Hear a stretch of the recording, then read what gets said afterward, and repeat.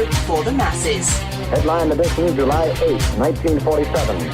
The Army Air Forces has announced that a flying disc has been found and is now in the possession of the Army. If the game is rigged, change the game. Game changer. I occasionally think how quickly our differences worldwide would vanish if we were facing an alien threat from outside this world.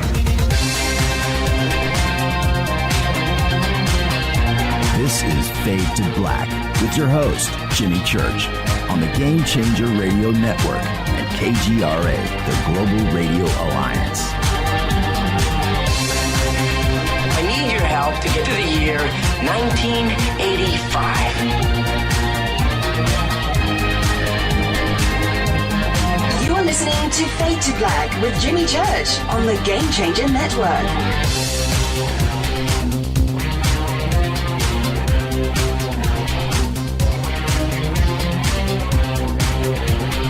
Good evening. Fade to Black. Bespoke radio for the masses. Yeah. How you doing? All right. Let's go. Today's Wednesday, September 12th, 2018. 258 days into the new year, just 107 days left.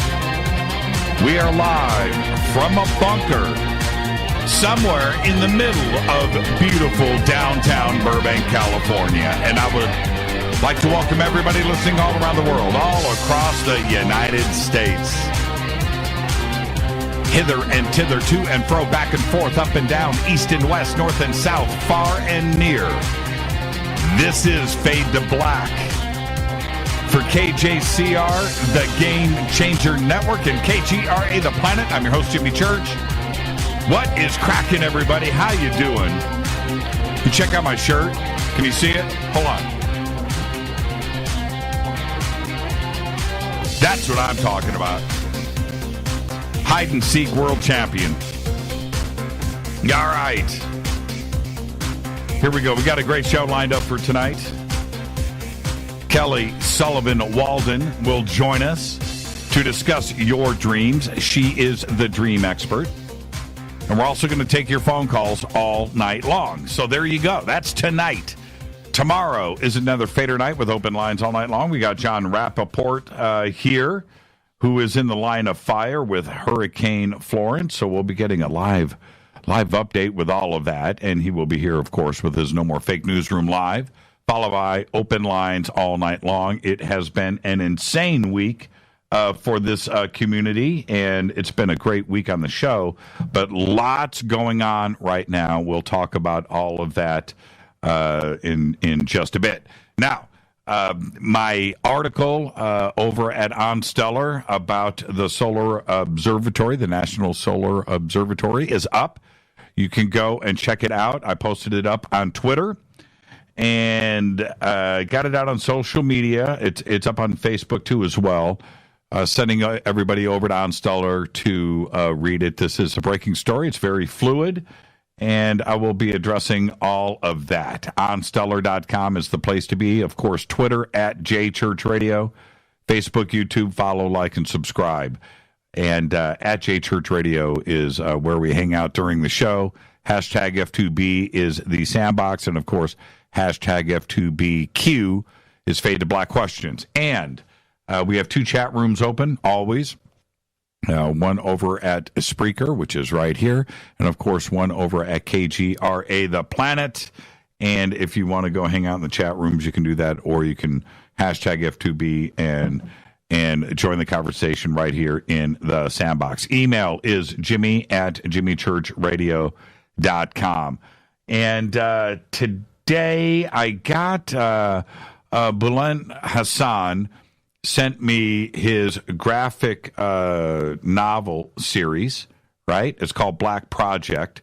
And here it is. Here's all three, all signed and and autographed. Really amazing work. And I'm just going to hold this up for the camera. You can see. Just check this out.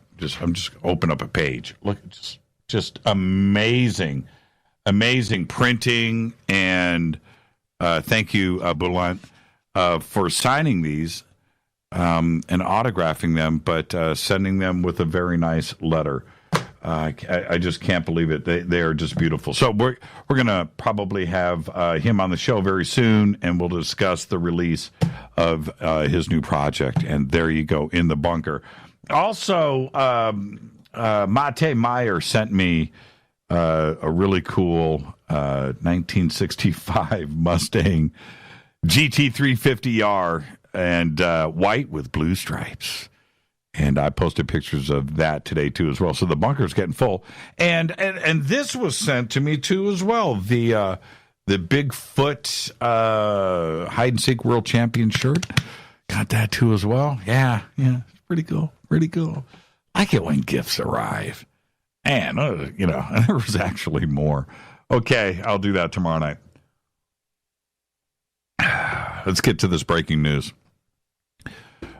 All right, so a fast radio burst from a dwarf galaxy 3 billion light years away is repeating its signal. That's right. That's the headline that I broke last night on the show, and it's a big deal, right? Well, things have continued to spiral out of control. Although I reported that headline last night, SETI, the search for extraterrestrial intelligence, also uses the National Solar Observatory, the very same observatory that was raided, shut down, and evacuated last week by the FBI. The entire facility has been surrounded by police tapes, and techs working at the observatory were contacted. I have an insider over there. I do. Who said that there was a security risk in the area, and we were told to leave and don't come back until we are told to. Now, a statement was made by the Otero County Sheriff, and I'm quoting, "The FBI is refusing to tell us what's going on. We got people up there, the observatory, that requested us to stand by while they evacuated. Nobody would really elaborate on any of the circumstances as to why the FBI were up there. What their purposes were, nobody will say." The OCS also said that there are Black Hawk helicopters at the site. This is the county sheriff circling overhead, and that crews were on the towers and around the antennas, and added that the sheriff's office was not part of the investigation. Now, additionally, at the same time, solar space cams, webcams, were all taken offline at the same time as the National Solar Observatory evacuation from observatories positioned around the world. Those include the Axis 2320 Network Dome camera in Sydney, Australia, the SOAR Observatory in Chile, the BRT Tenerife Telescope in Spain, the Mauna Kea Observatory in Hilo, Hawaii, the Canada-France-Hawaii Telescope in Hawaii, and the JAT Observatory in Fairless Hills, Pennsylvania. What is going on? This is a very interesting, fluid, breaking story. We are on it. I've got details that are coming into me right now. And as things develop, I will report them to you. Don't forget to subscribe to our podcast. We have everything up right there. Just click on the podcast banner over at jimmychurchradio.com. It's just $2 per month. You can also become a Fade or Not over in our membership section at jimmychurchradio.com. Very simple enough to do. And don't forget to check out all of our sponsors by clicking on their banners at jimmychurchradio.com. Okay? Now, let's get the show cracking. Happy birthday to today.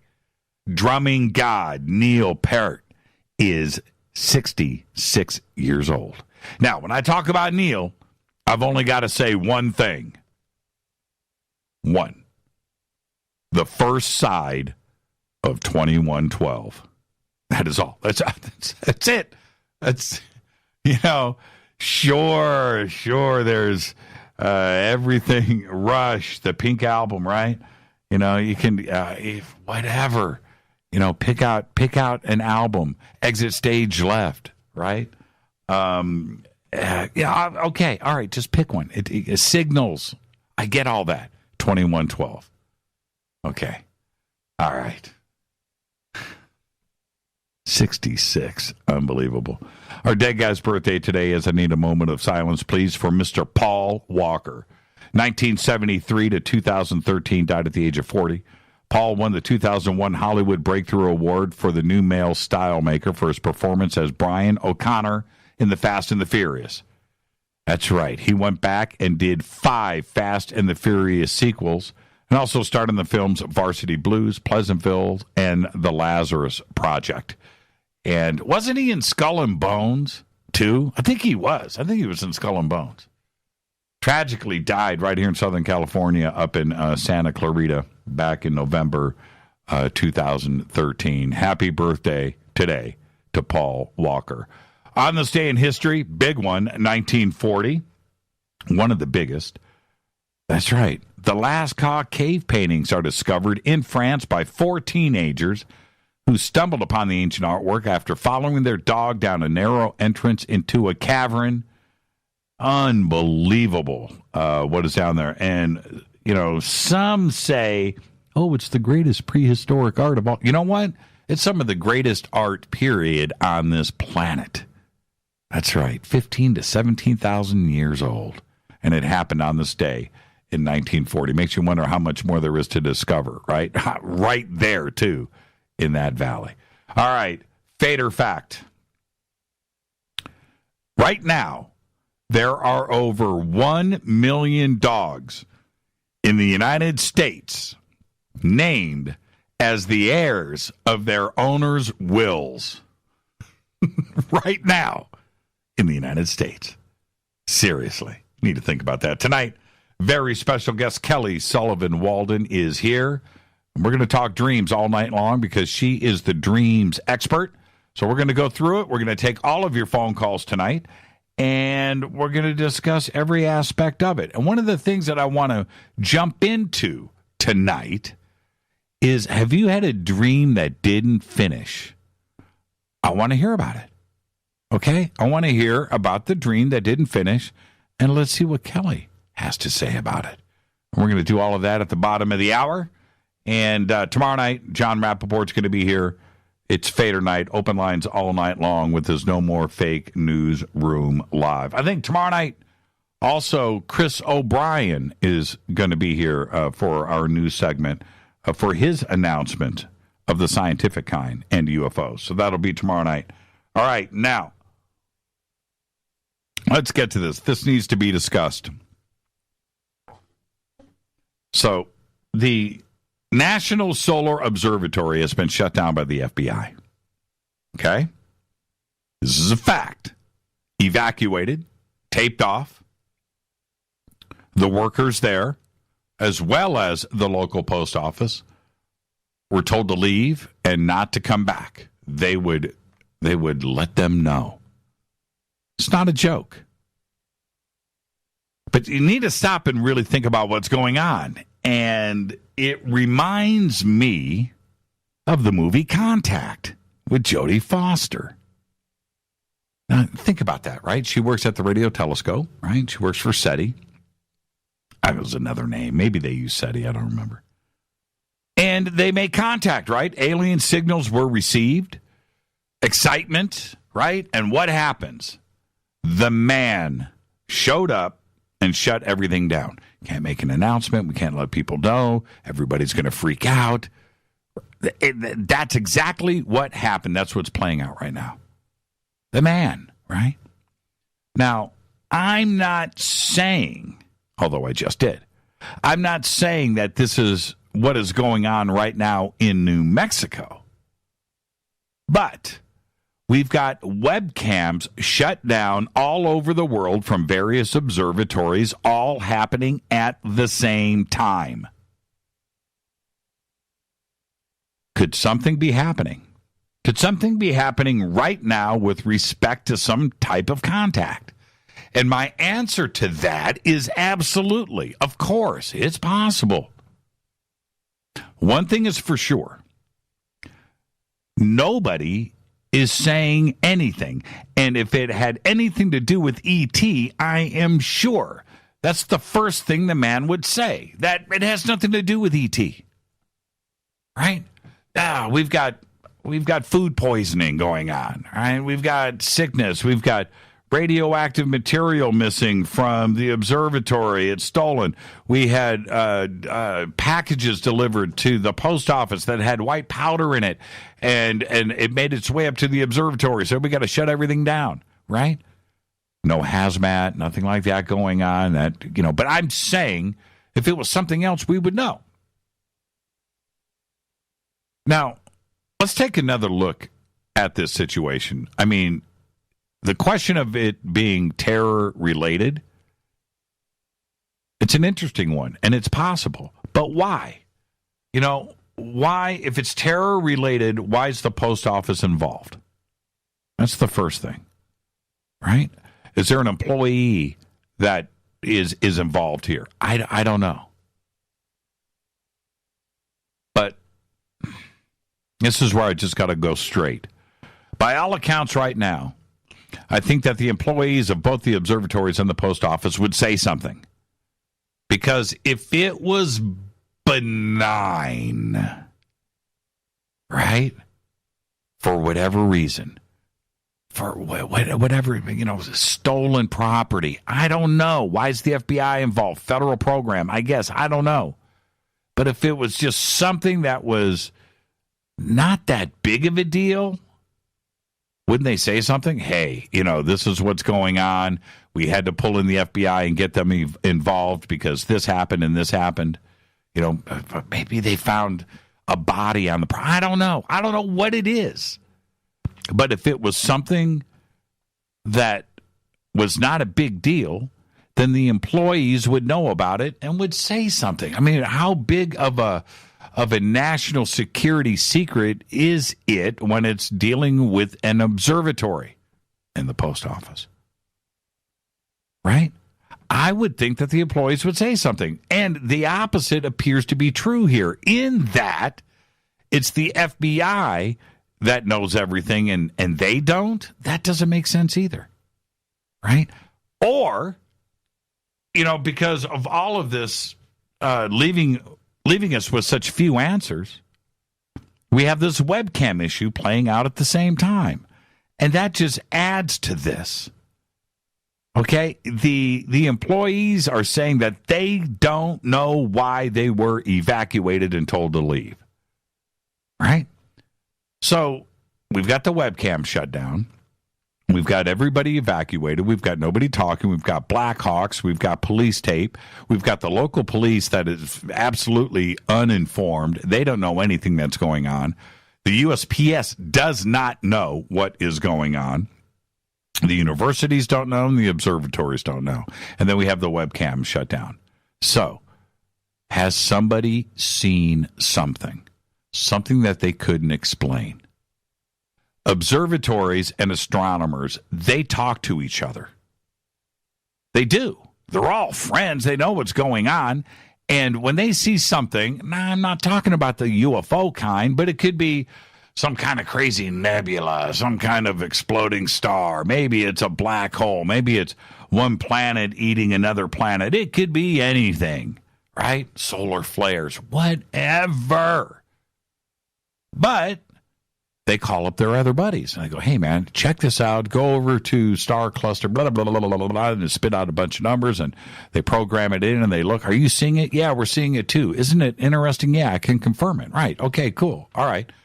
Okay. Well, that's what they do. They communicate with each other.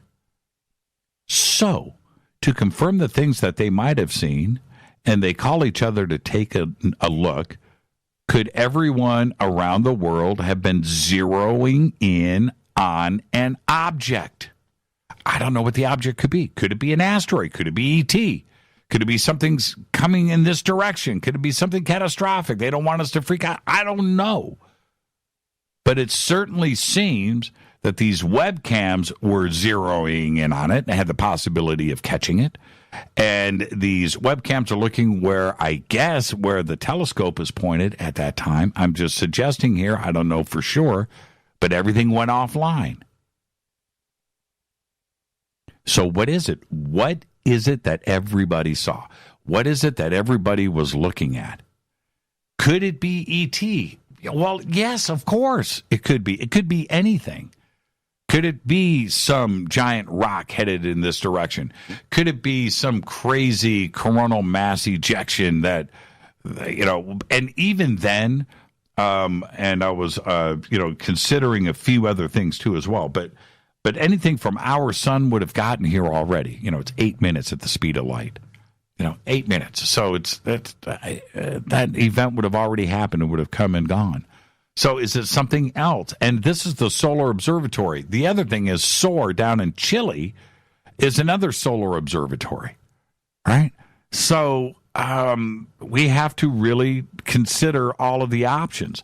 The ones that I think need to be taken off of the table pretty confidently is something else. A crime was committed. Maybe somebody was skimming off of the books. I don't know. Is the FBI? Is the FBI involved with mail fraud, or isn't that the USPS? And the USPS and now their office has been shut down. When they bring in federal marshals for this? I don't even know. The U.S. Postal Police.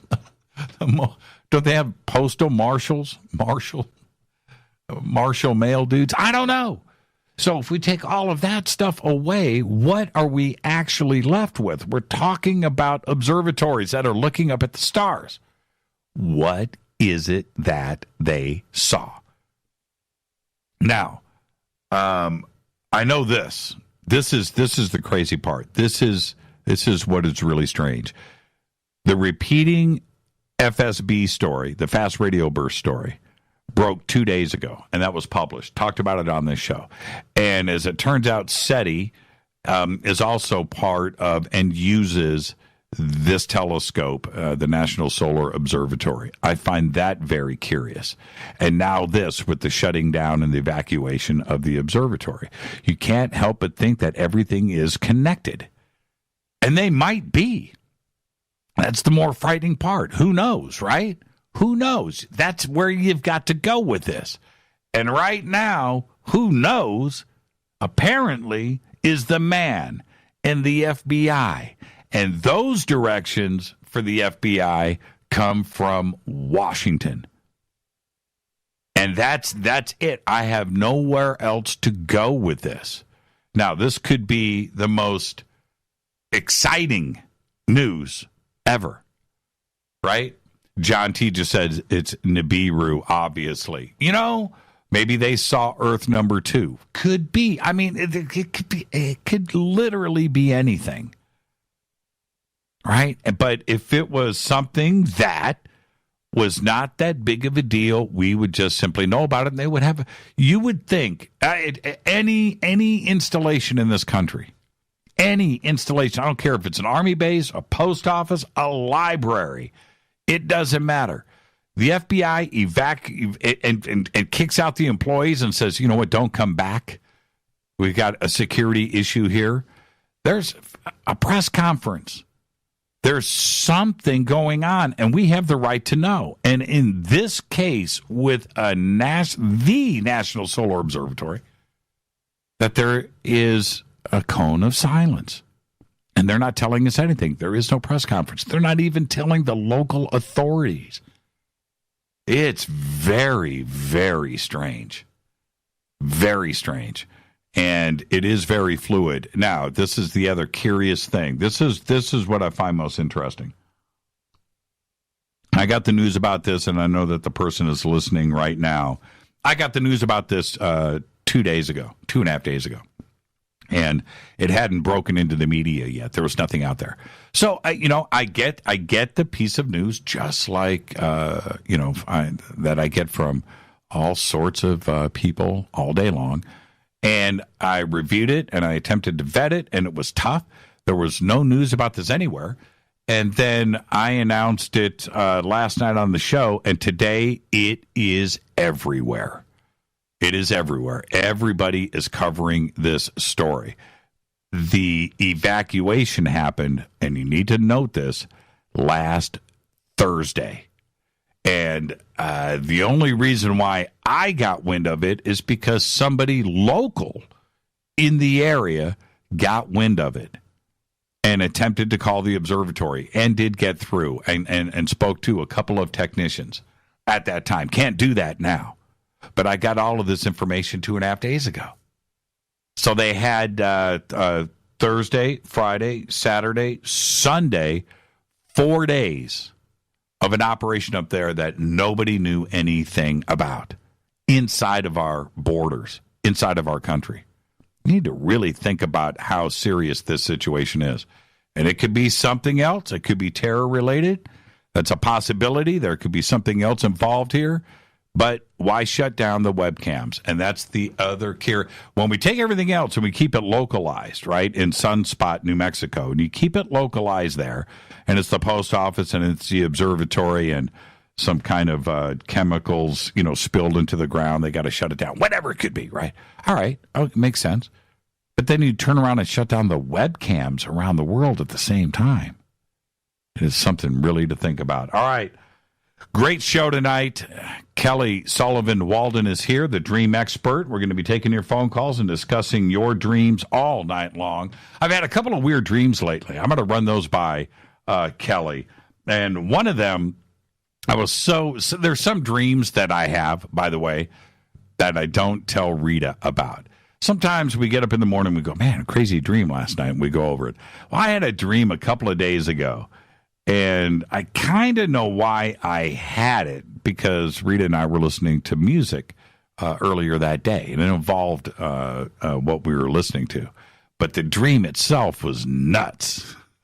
One that I can't explain, and it was just great. And I didn't tell Rita about it. So she's going to hear about it on the show tonight. And, I just kind of want to wonder what's really going on here. And we're going to do that. We're going to do that with you, too, as well. We'll be taking your phone calls all night long.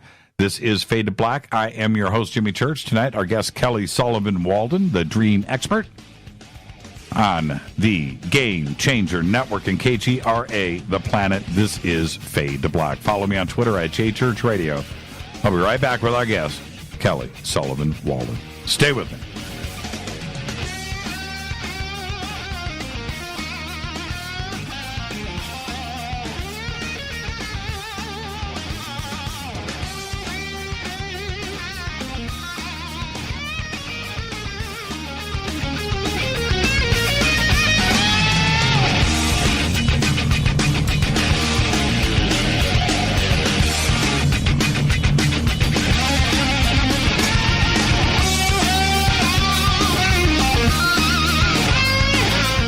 This is Nicole Church, daughter of you-know-who, and you're listening to Fade to Black on JimmyChurchRadio.com and the Game Changer Network. You're listening to Jimmy Church, Fade to Black. Fade to Black will now pause for alien identification. The station that talks the net. KGRA Radio. When you take the beans from Central America with dashes of Indonesian and African mixed in and then roast it to the dark side of Fade to Black, you create the ultimate brew of fringe. Introducing the Fade to Black blend from Rivermoon Coffee. Yes, Rivermoon's darkest customized roast was created for the love of Fade to Black. The alchemy of masterful roasting and smoking the beans is in every sip of this full-bodied, dark Java. I need my coffee dark, deep, with distinct bittersweet chocolate highlights, just like the bunker. Leaning further into the darkness of the roast is Fade to Black blend from Rivermoon Coffee. Just click on the banner at JimmyChurchRadio.com and use the promo code F2BBlend for 15% off of your order today. Gobekli Tepe. This is Jimmy Church of Fade to Black, and you can get our podcast for just $2 per month. All you have to do is click on the podcast banner over at jimmychurchradio.com. Times are changing. The circus of politics, healthcare's low standards and high prices, and let's not forget food quality. What to do? Arm yourself with Life Change Tea at getthetea.com. In a world of chemical imbalance and poor air and water quality, it's time you make a move. Log on to getthetea.com and stock up on organic non-GMO supplements. Don't forget the tea. Cleansing your body never felt so good. And we have a brand new tea called Takedown Tea, which helps support healthy glucose. All natural body support so you can be at your best, naturally. All you have to do is log on to getthetea.com. That's getthetea.com. We're not a fad that comes and goes. We are the real deal. Join us and armor up. Getthetea.com. That's getthetea.com. Changing America's health one tea bag at a time. 9 out of 10 geneticists agree. Fade to Black is not your father's radio show on the Game Changer Radio Network and KGRA, The Planet. Do you want to lose weight but have no idea where to begin? The Fast Start Diet, a 3-day weight loss plan, is the answer. 3 days of nutritionally balanced, calorie-restricted meals delivered right to your door. No shopping, no measuring, and no cooking. Everything is prepared for you and ready to eat at home or on the go. The Fast Start Diet has all the amazing benefits of intermittent fasting without starving. We've helped thousands of people who have struggled to reach their weight loss goals. Isn't it time we helped you?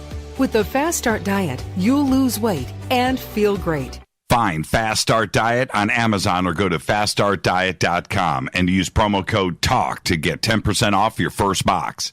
And as a special bonus, Fast Start will include their #1 rated Lipo3 appetite suppressant spray free with your order. This is Jimmy Church, and whatever your diet plans are, do what I did. Go to faststartdiet.com. Hi, this is Rob Reiner from Anvil, and you're listening to JimmyChurchRadio.com. What's up? I'm Chris. What up? This is Kyle Massey, and you're listening to Jimmy Church Radio.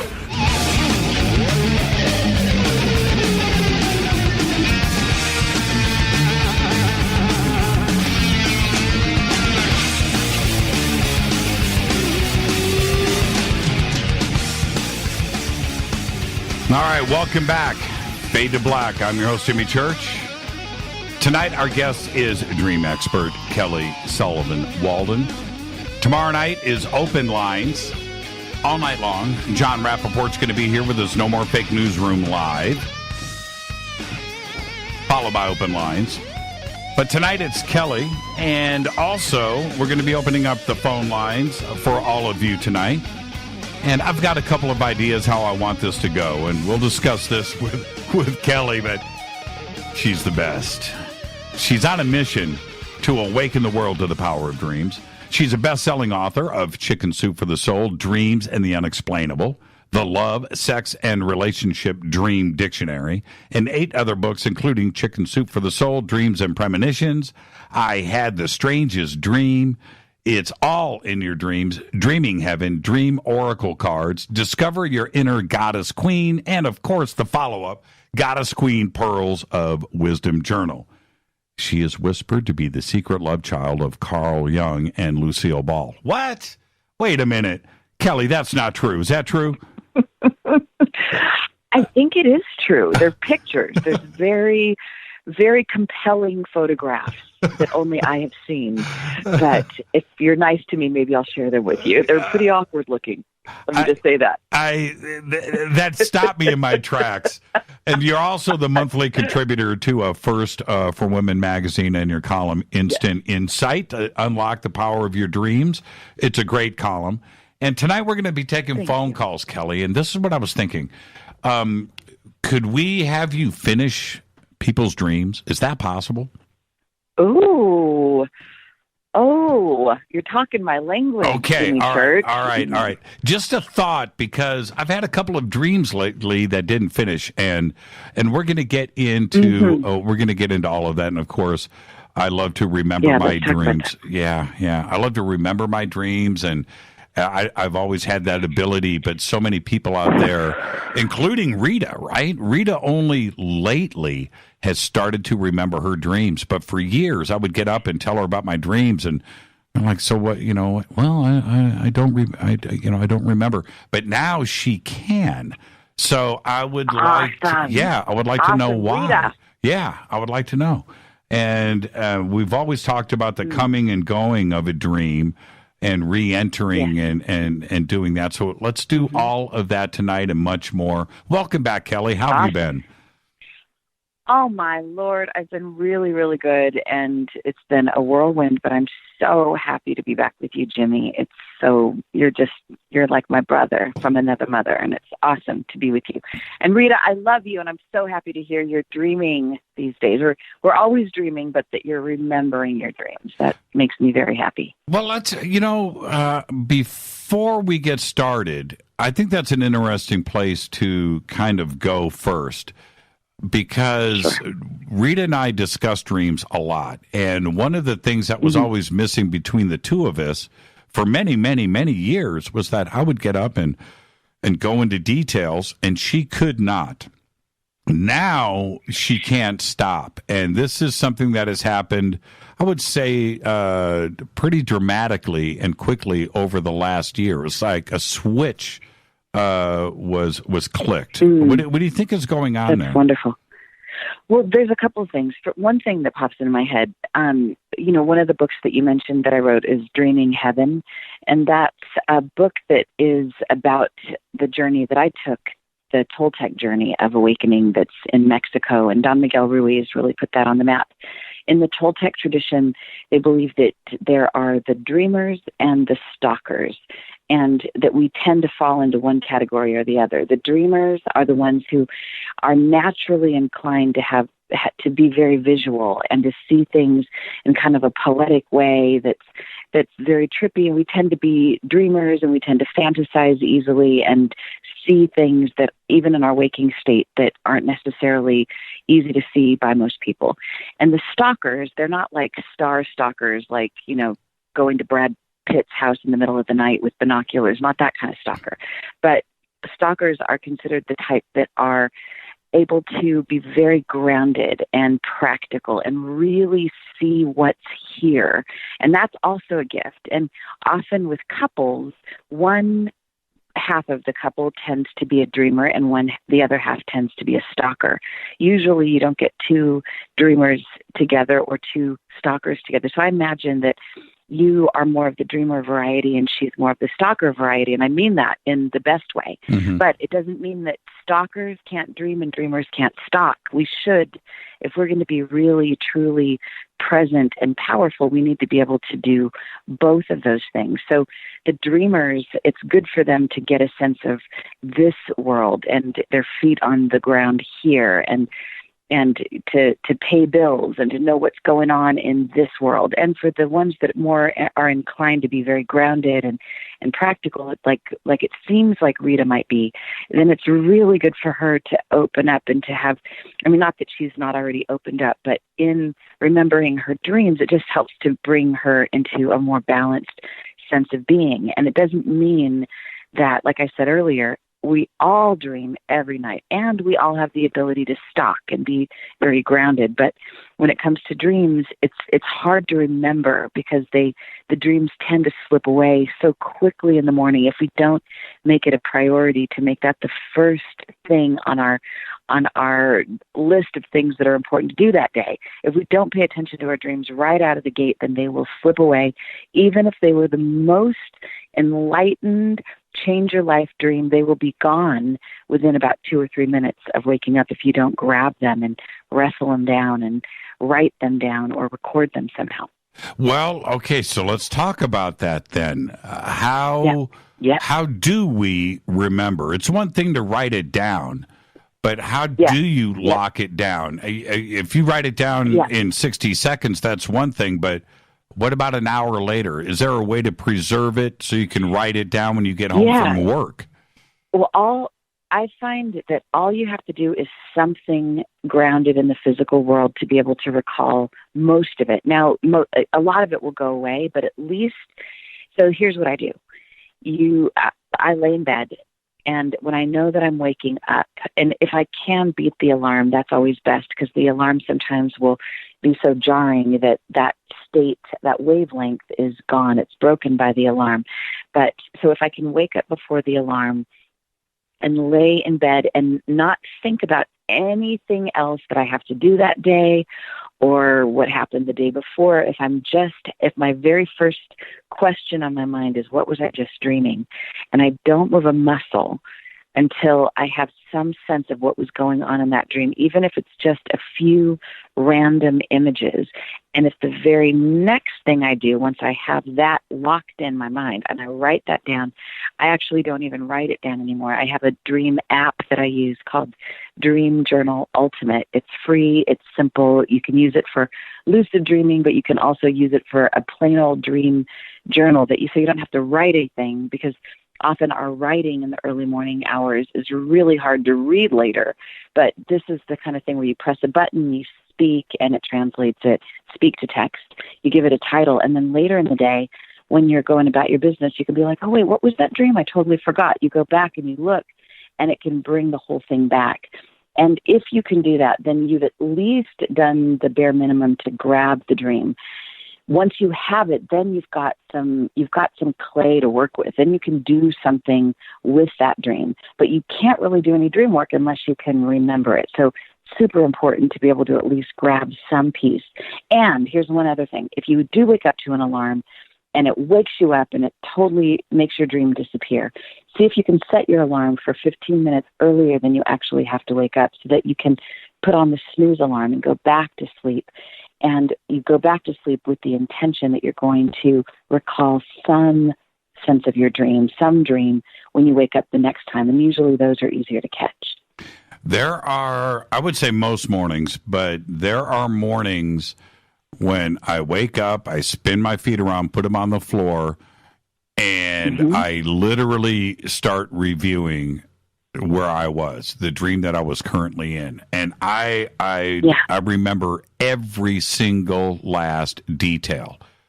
How is that possible? Great. I mean, how is that possible? Can everybody do that?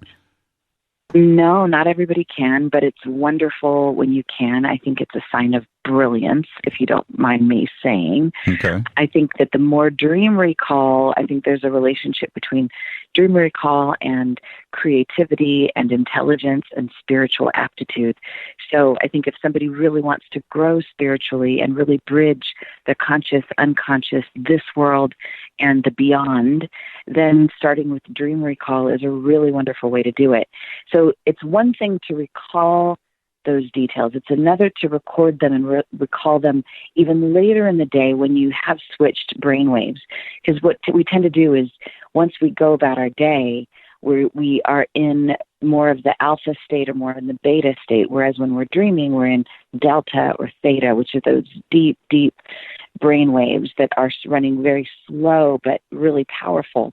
So if you can bridge it, if you can recall all those details and then write it down or acknowledge it, then you, in a sense, you're bridging the gap between your conscious mind, which, according to the American Hypnosis Association, is 12% of your mind's power, and you're connecting it to your unconscious or subconscious, which is 88% of your mind's power. And on some level, you're having a whole-brained experience, which gives you such an edge on your day. It gives you the ability to be so much more psychic, intuitive, anticipating what comes next, being able to bring a better version of yourself, a more confident version of yourself, a more psychic version of yourself to your life. And who doesn't need that or want that? And that's what you get to do. And also, these questions may seem kind of basic, but I've never heard them asked before. And one of them is this. Do women dream about women things? and men and men dream about men things. Okay, I'll be really really wrong here. Go there, Jimmy. But do women dream about romantic novels, and men only dream about sci-fi and cars? Or are there men out there that dream about riding up and down the beach on a horse with the love of their life? Oh, you're hilarious. There has been all kinds of research about the different dreams that men and women have. Women do tend to have more relational dreams.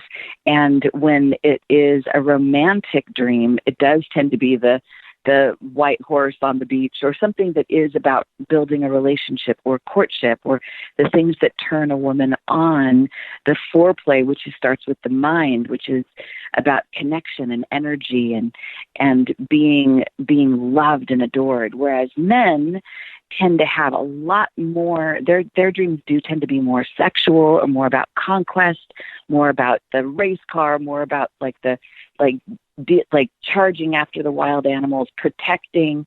And in many ways, this harkens back to more of our primitive selves, where it's typically, at least in the past, it was the man's job to provide and to protect. Mm-hmm. So we could say that dreams are helping men to be able to do that more powerfully, and women have that tend and befriend tendency. If we don't bond, then we don't survive very well. So we do tend to have those dreams more often. And we all have sensual, sexual dreams, but women's sexual dreams tend to have more of a relational quality to it, whereas it's been reported that most men have sexual dreams, and it can just be literally with like random women, random men, random whatever. And it's more body parts. It's not so much who the person is, and there's no judgment there. It's just part of how we're wired biologically.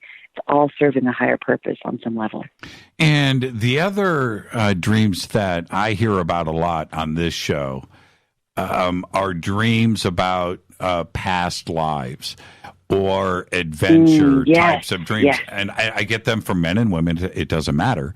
But when I hear that, what comes to mind first is it possible that it could be an actual past life, that this is a dream that another you had 500 years ago?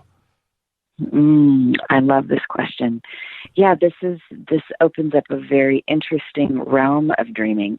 And how would you know for sure unless there was some kind of confirmation? I know that there was a story I read in the paper years ago about this young boy who was probably 6 or 7 years old, who was having very specific and vivid dreams about warships.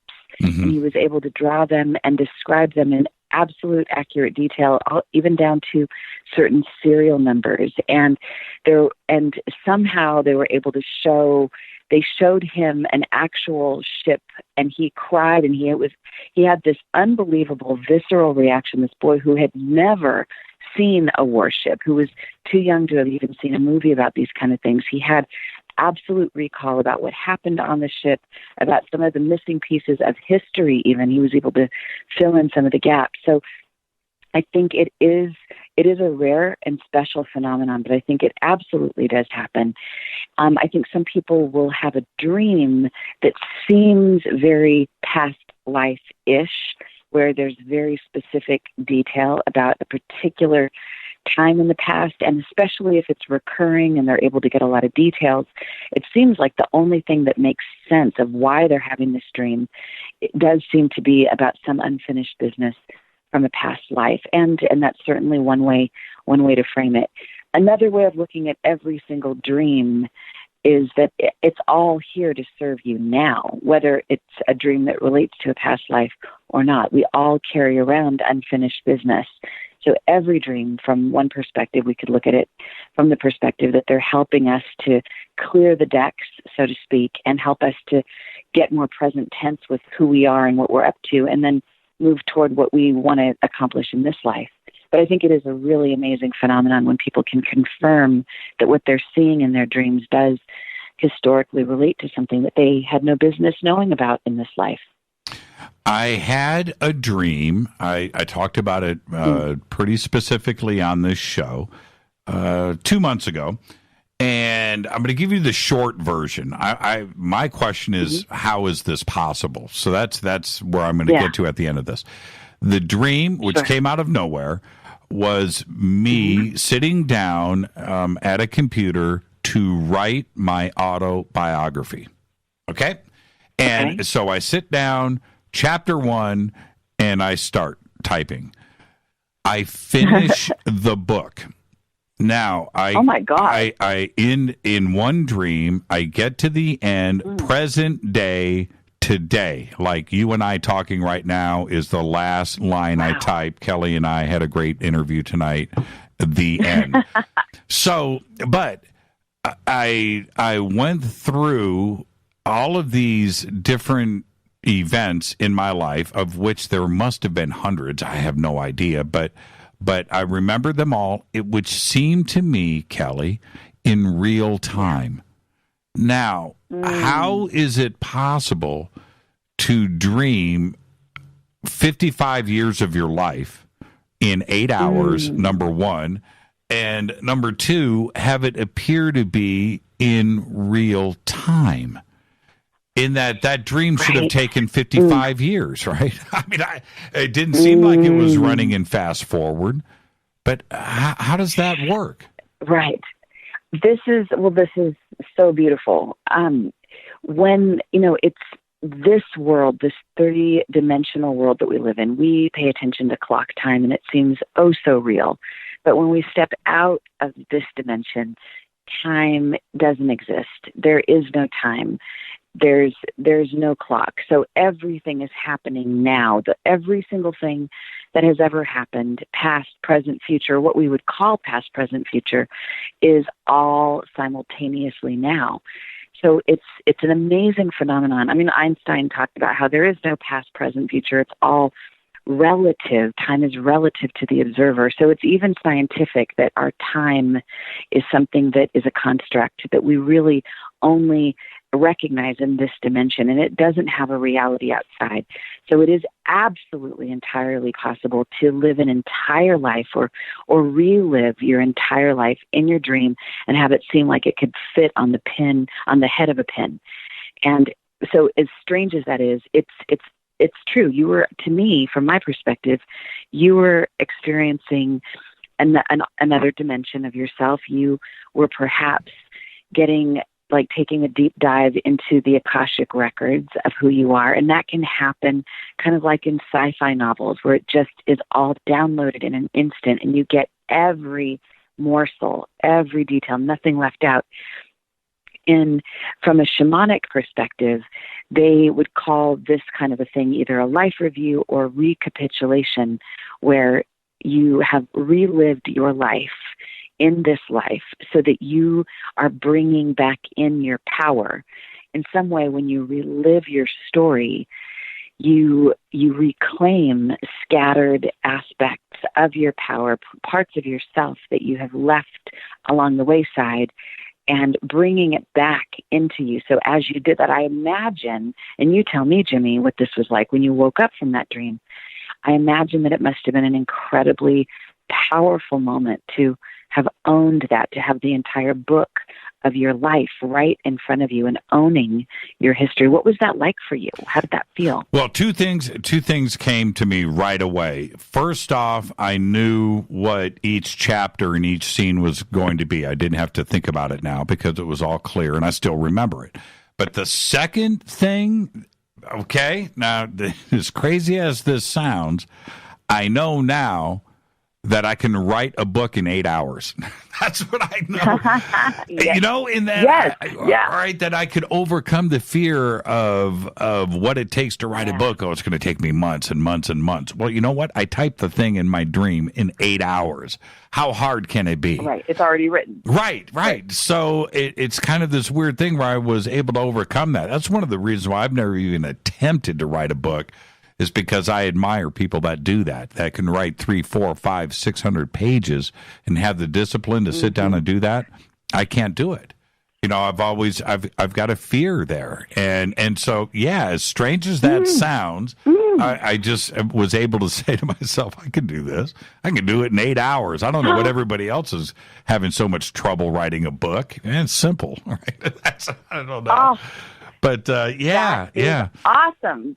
Well, now. That's the power of a dream. Yes, it is. And if you have. Go ahead. No, I said yes. I'm having a hard time hearing you for some reason. Oh, I was fading. Fading away, drinking coffee as I was listening to you. You're fading to black. And they're watching me on the bunker cam, so they know that I'm not pulling your chain. But that is one of the powerful things about a dream, is that it can be all fun, right? But if you sit back and take it serious for a second and analyze it. For me, that's what I got out of it, and that is very powerful. I always say that a remembered dream, especially a really powerful one like this, it requires action in your waking life. So it's like the dream maker, God, or your higher self, whatever you want to call it, is really showing you something powerful and literal. I mean, often our dreams are symbolic, and sometimes they're very literal. And I think it's required now of you to write your book and to know that on some level it's already written. You're not going to have to be coming up with anything from scratch. Right. You're just pulling it down from where it's already been. So this is going to be easy for you. Yep, I totally agree with that. I totally agree. Let's take and go ahead. By the way, yes, because you're such a great, you're so auditory. You speak all the time. I mean, one thing that, I would interpret your dream from this practical perspective is that why don't you talk it? I mean, you talk so well and so fast. I mean, you could probably just take a weekend and tell somebody your story from top to bottom and be done. Yeah. And transcribe it and have your first draft. Yeah, I could probably do that, but whoever I would be, doing this with would probably stop me about every 15 minutes and call BS. We can't print. Oh, come on, that never happened. So maybe it's best that I just do it by myself. I doubt it. Oh, man. I doubt it. I doubt it. It doesn't matter. Write it anyway. That's why I got to do it by myself. All right, let's take a break right here, Kelly. When we come back, I'm going to open up the phone lines, and I'm letting everybody know now. 323-275-9695 or 818-921-6929. Those are the two phone lines we are using. Don't call on anything else. I won't pick it up. Our guest tonight, Kelly Sullivan Walden. I'll be right back. This is Fade to Black.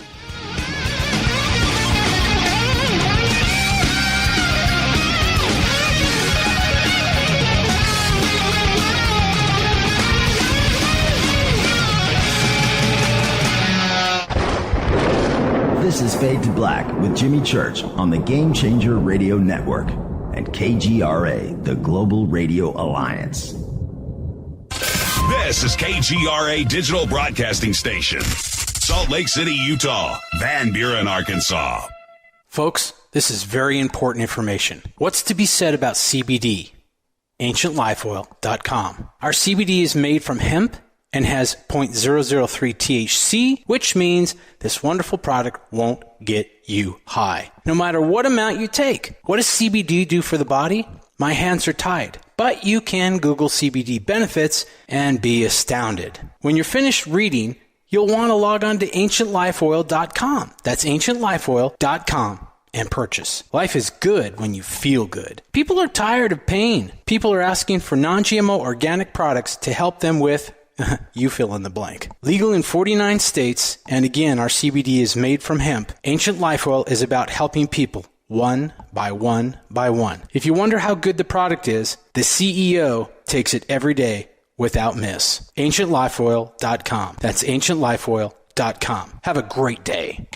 Hello, I'm Bethenny, and you're listening to my main man, Jimmy Church, on JimmyChurchRadio.com. Hi, this is Ray Hobbs here, repping the planet, and you're listening to my good friend, Jimmy Church, Fade to Black, on the Game Changer Network and the KGRA Digital Broadcast Station. This is Toby Kebbell. You're listening to JimmyChurchRadio.com. Don't hurt me, Jimmy. I'm only little. Hey, I'm Adrian Grenier. And this is Ari Gold. We're the Honey Brothers. Yes. We are of the Honey Brothers. Hey, I'm Adrian Grenier. And I'm Ari Gold. We're the Honey Brothers. And you're listening to Jimmy Church. The Revolution. Reclaim your active lifestyle with Angioprim. Angioprim is the original liquid oral chelation supplement. Chelation helps remove toxins, heavy metals, and cholesterol in your veins and arteries that can cause blockages. Scientific research proves the active ingredient in Angioprim has superior oral chelation action that helps promote cardiovascular health. Find out more. Go to angioprim.com. Talk to a trained consultant by calling Angioprim toll-free 877-882-7221. This is Jimmy Church of Fade to Black, and you can become an official Fadernaut by just going to our membership section at jimmychurchradio.com.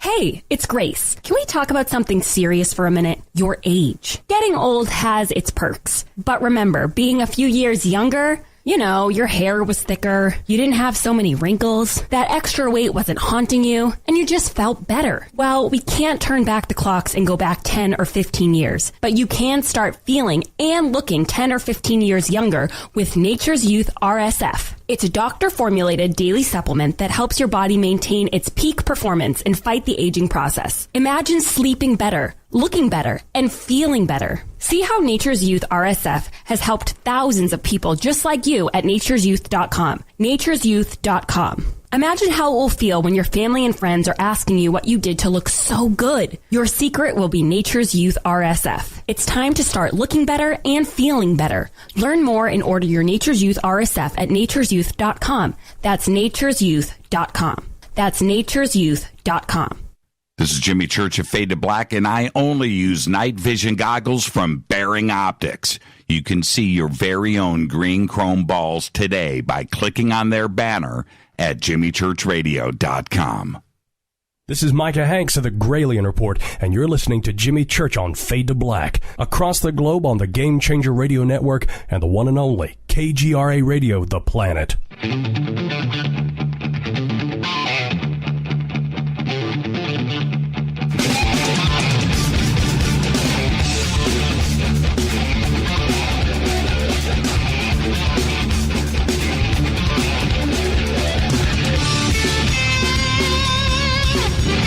All right, welcome back, Fade to Black. I'm your host, Jimmy Church. Tonight, the Dream Expert is with us, Kelly Sullivan Walden.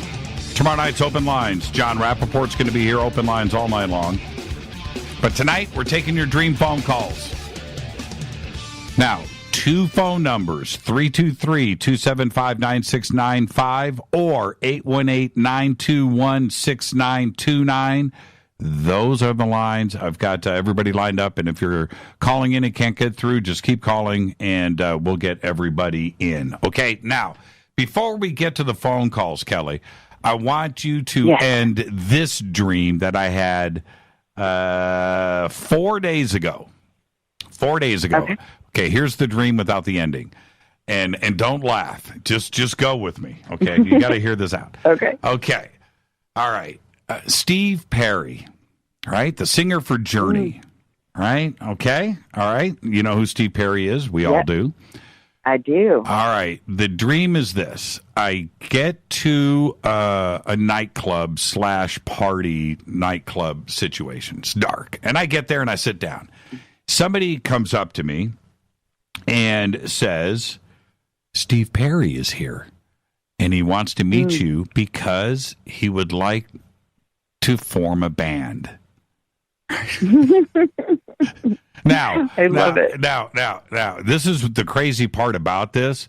We all love Journey, and Steve Perry's great, but he's not my first choice of singers for my band, right? I would never, as great as he is. And it's just like the weirdest thing. I mean, Robert Plant I might be able to understand, but Steve Perry, right? So anyway, I walk over and I meet Steve, and it's not the Steve Perry that we know, the long flowing black hair, the 1980s Steve Perry and Journey Steve. This Steve has got short salt and pepper black hair, little bit pudgy, little pudgy, and a suit jacket on, but it's Steve's face. You can kind of see it's Steve's face. And so we sit and talk. Now, this dream continues, and I'm not going to go through all of that, but we never play together. We go on this quest. We're going to go into a rehearsal studio. We're going to go and hook up with these guys. We're going to go take which never happens. We're going to go take pictures. We've got to do a photo session, right? But that never happens. He tries to take a selfie of us to put out to announce this, and the selfie, his cell phone is stuck in panoramic mode. I'm not kidding, and he can't. Oh my God! And he can't, and the phone grows till it's like 6 feet wide and a foot tall. And he's holding it out, and he's trying, and it's in panoramic mode. So the selfie never gets taken. I asked him to sing for me. And it kind of happened at one point. I never played guitar, right? And this dream continued and continued and continued until one of my dogs licked my face and woke me up. Now, so the dream in the very, very beginning, right? Steve Perry wants to meet you. He wants to form a band. And then I have like 3 hours of nothing resolving. Nothing resolved. Everything that we went to go into never happened. And there was no ending. I don't know if the band ever got formed. So what's the ending to this dream? What did it all mean? Okay. Well, let's talk about the ending in just a second, if you don't mind. This is my hunch, and this is if it were my dream. Based on what you said. So I'm in your dream. I'm pretending like it's mine, but I'm also adding some things here. But you said Steve Perry wouldn't be your number one choice. You know, it's like, yeah, he's cool, but he's not my number one. And I wonder if there's something, and it could be around business, it could be around something that's forthcoming, some kind of opportunity that might sound good, but it's not quite. It's like no cigar. It's not exactly the thing, the journey to take. I mean, I think there's no accident that the band that he was in is Journey. So this is about your journey and going kind of almost like on the wrong path. Like it's close, but it's not exactly right. So I think when we're not exactly doing our journey, the journey for us, it never quite clicks. We get really busy. There could be a lot of stuff to do, but it's not quite clicking. So I wonder if this were my dream, I'd think, well, where am I jumping at an opportunity? Because I like to be wanted. I want to be wanted. I want you to want me. Right. Even though that's not his song. Right. But is it really like my best destiny? Is it really what turns me on? So I would think that it's kind of a warning dream about not taking a journey that isn't really the right one. Like, don't get the band back together. Right. Yeah. Maybe it might not be the thing. Like the perspective of if you're at a train station and you're waiting for your train, but your train doesn't show up, but another train comes along and it kind of looks like your train, you go chasing after that. Meanwhile, your train does show up 5 minutes later, but you're not there to catch it. So it's kind of like having the patience to wait for your journey to align, the things that are right for you. That's what I'm picking up from this. Right. That's the deep feeling I get. So if I was going to ask you, and I'll participate in this with you, if you could finish your dream, meaning that you could at any point change something as if you were lucid in this dream, if you were completely lucid and aware that you were dreaming and aware that you're the director of your dream, and the dream can go the way that gives you the most power and the most juice, the greatest feeling of satisfaction, what would you change or do differently in this dream, or how would you end it? And then I'll give you my 2 cents on how I would end it. Yeah, I think that the ending is that I'm not that being in a band is not part of my future. That's what it is. Okay. And so I can tell Rita that I'm going to stop building the rehearsal studio in the garage, right? She can go, whoo, okay, all right, that's not That's not going to happen. Interesting. Yeah. Oh, interesting. Okay, so there's a very literal part of this about the rehearsal space. Oh, I'm joking about that. Pursuing. I'm joking about that. It's what I mean by that is, I have a pretty good guitar collection. I play guitar for a while. But there isn't, that part of me is in the past. Right. And so, that's what I'm saying. I'm just joking. If I had to go in and sit down with Rita and tell her I'm building a rehearsal studio in the garage, she'd burn the house down. Yeah. Let's not. Right. Not my house. Right. Yeah. That's interesting. So in your dream, but going back inside this dream, what would you do differently? What would you change or what would you enhance? Like if you suddenly became lucid in this dream and you're like, wait a minute, what am I doing? I don't know if I would change it. No, I don't think I would. I would change it. I don't think I would. As frustrating as each one of those little elements were, and they were frustrating because they didn't resolve, there's that part of it. But the dream itself was very entertaining. It was very entertaining. It was very entertaining. I wouldn't change it. No, I rather liked it. Okay, awesome.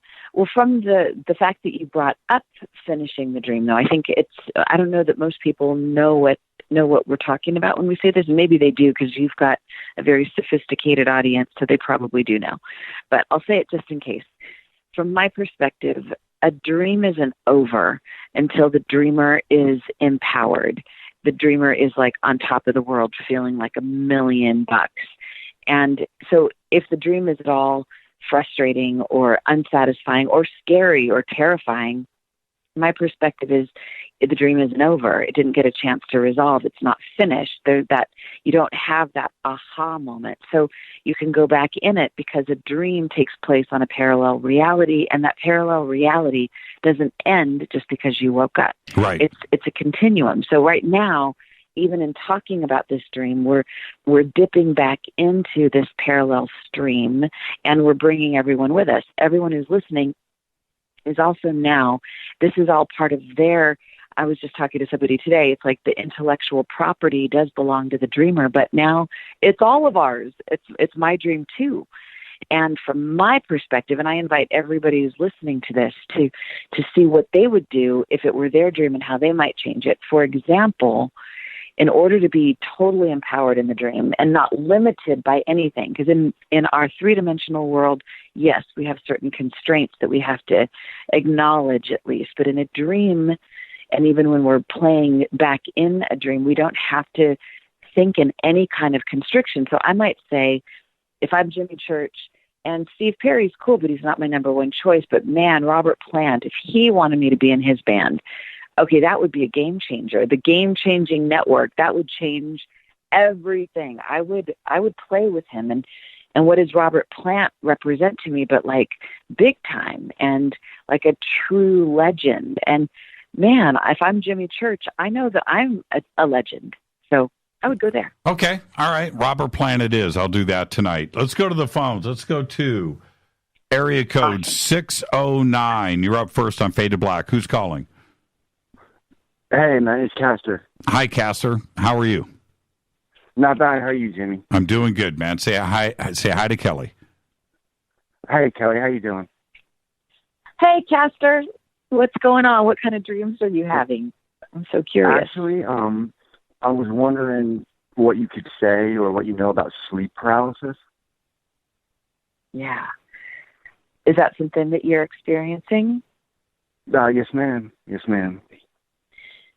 Well, from my experience with this is when we're sleeping, it is part of what is supposed to happen. It's a healthy function that there is a certain paralysis of our muscles. Of we're not speaking them. We imagine that we are, but our body shuts down so that we don't hurt ourselves. And so this is actually a really great thing. But there are people that sounds like you are, Castor, that when you start to wake up, you're aware that you're awake and you try to move, but your body doesn't respond. So it can be a little bit freaky because you're like, hey, I have a body, but it's not responding. So it can feel really scary or upsetting or stressful. Is that, am I speaking to what happens to you, Castor? Yeah, exactly. It's absolutely terrifying. I mean, it feels almost like something's on my chest. I'll do with all the strength and all my will, I'll try to move my arms and my legs, and nothing happens. I'm just, I'm awake. I see, the room around me. I just can't move, and it lasts for like maybe about 2 minutes, a minute and a half, 2 minutes, and it's just absolutely terrifying. So terrifying. So yes, I've experienced that before, and I've talked to lots of people that have, and it can be terrifying, but it can also be a great gift, because in a strange way, when that happens, it means that you are on the bridge between sleep and awake. You are right there in that middle ground between worlds, and it's a sacred place to be in. It's actually the place where all the magic happens. It's where the greatest insights, the greatest wisdom can happen. So if it were me, if it were happening to me, like if I woke up tomorrow and that happened to me, I would tell myself, okay, instead of being terrified, let me just milk this moment for all it's worth. Let me just know that in a few minutes I'm going to be awake, I'm going to be fine. But right now, I am still in that dream state, and my body hasn't woken up yet. So while I'm here, let me open up to what do the angels have to say for me, to me, what higher consciousness wants to communicate to me, because this is prime real estate. This is a time to ask a question about your life, like, what's the lottery numbers, or what do I do about this relationship, or whatever. You can lay there and actually know that this is like time to be lucid and make some use of that. So you can turn something that could feel really traumatic into possibly a great gift with a different kind of a spin on what you do with that. Great phone. Does that make sense? Yeah, great phone call, Castor, and thank you so much. And when we discuss this, the sleep paralysis side of things, why is it that so many go through sleep paralysis and at the same time they have somebody in their room that they can clearly see at the same time? Yeah. They seem to go hand in hand. Well, it's kind of like having an out-of-body experience. It's your body is your vessel, but when you're having this, you're not back in your body. I had a really powerful out-of-body experience a few years ago, and I tried to get my body to talk. I tried to get it to move, and it wouldn't respond. And it was frustrating, but it was also really cool, because it's like, oh, wait a minute. I'm not my body. I am this body of consciousness that's beyond that physical flesh bag. Right. As precious as it is, we got to be grateful for it, but it's not who we are. So it's only stressful if we are identified with our body as being the be-all, end-all. But in the moment that the body is not moving, it's because we're not in it. And that means, by definition, we're somewhere else, and we can do something with that. It's amazing the things we can do when we step outside of the confines of what most of us, we take drugs to get out of our body. We take drugs to go to these expanded places, and somebody like Castor is having this kind of as a freebie, and he doesn't realize that it could be a gift. Not to deny that it isn't stressful and scary, but it could also be used as an amazing gift to explore and expand his consciousness. Let's go to area code 207. You're up next on Fade to Black. Welcome. Hi, Jimmy. Hi, Kelly. How are you? This is Jared. Hi. Yeah, how you said Jared? Gareth. Gareth. Gareth. Welcome, yeah. Gareth. Yeah. Hi, Gareth. I'd like to approach the subject of having simultaneous dreams.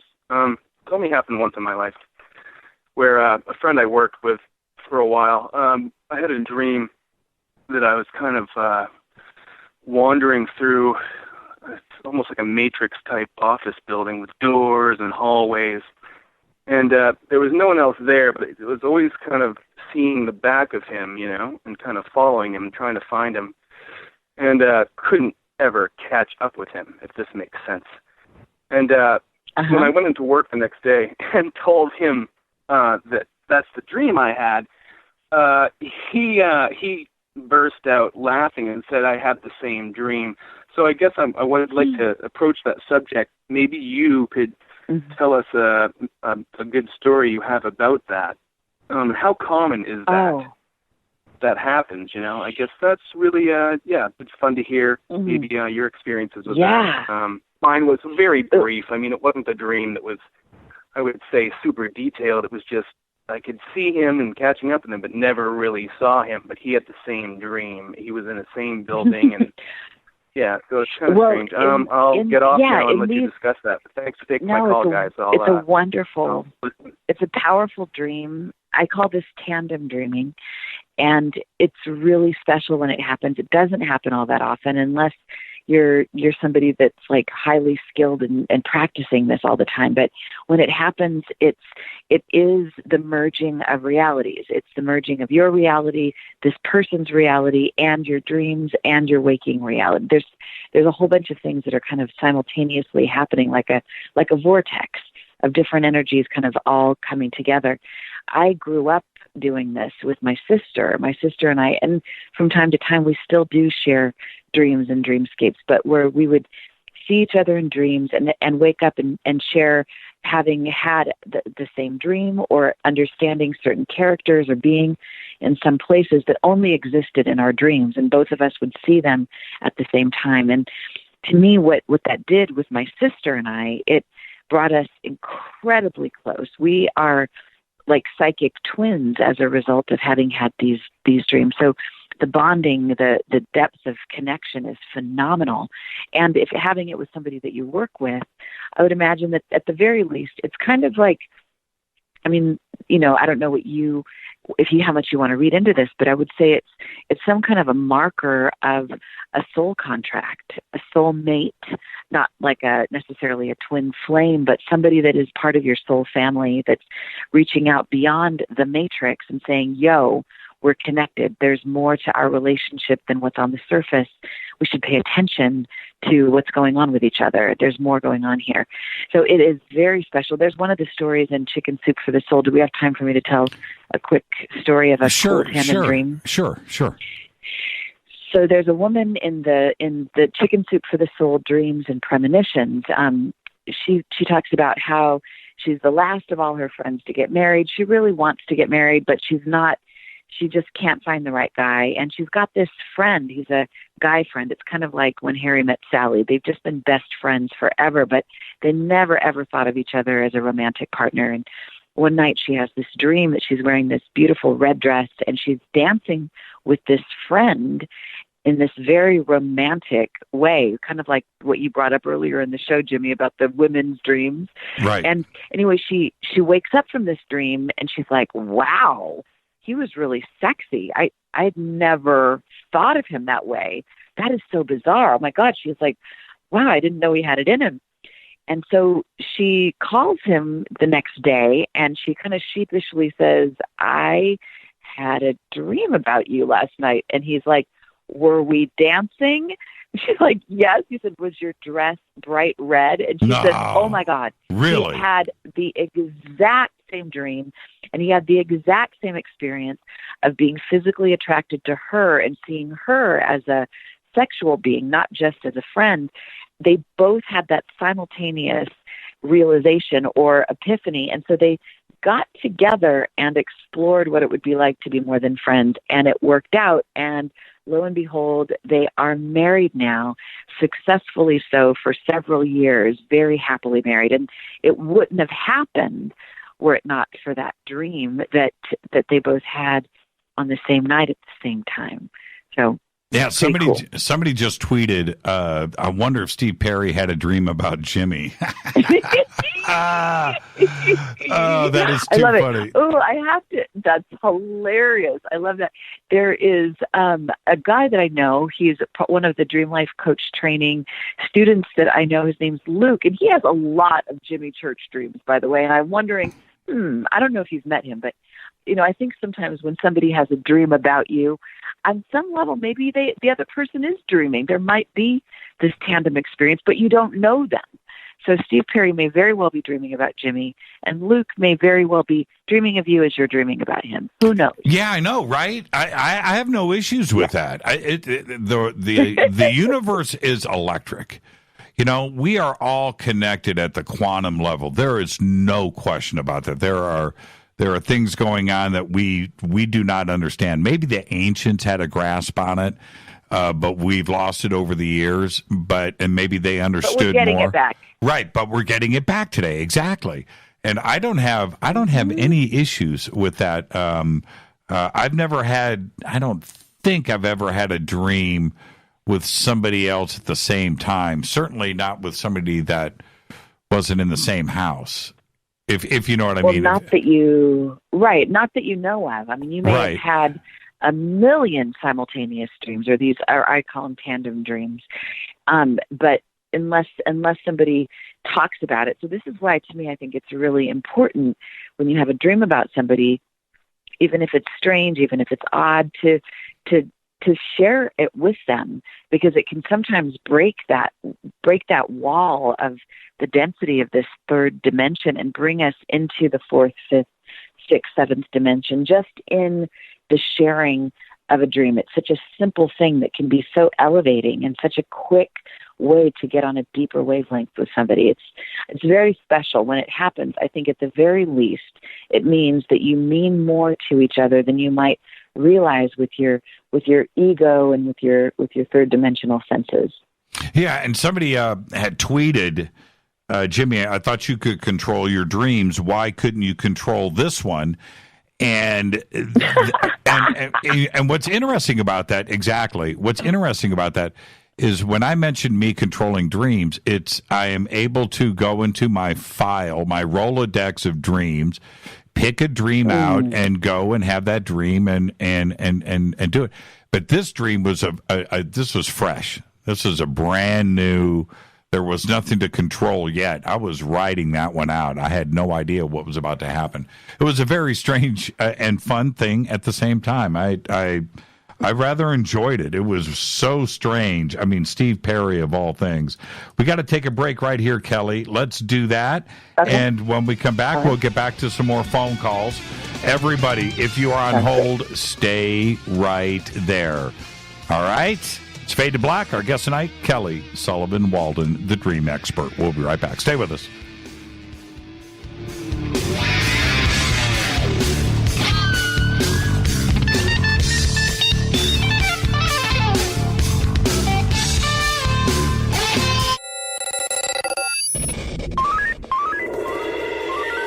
Way out here, we listen to Jimmy Church. You're listening to Fade to Black. Always on the edge of the hottest alternative talk. Jimmy Church with Fade to Black. KGRARadio.com. ¿Qué tal, mis amigos? Yo soy Mario Carson, el tiburón, y los invito para que escuchen a mi buen amigo Jimmy Church Radio. ¡Claro que sí!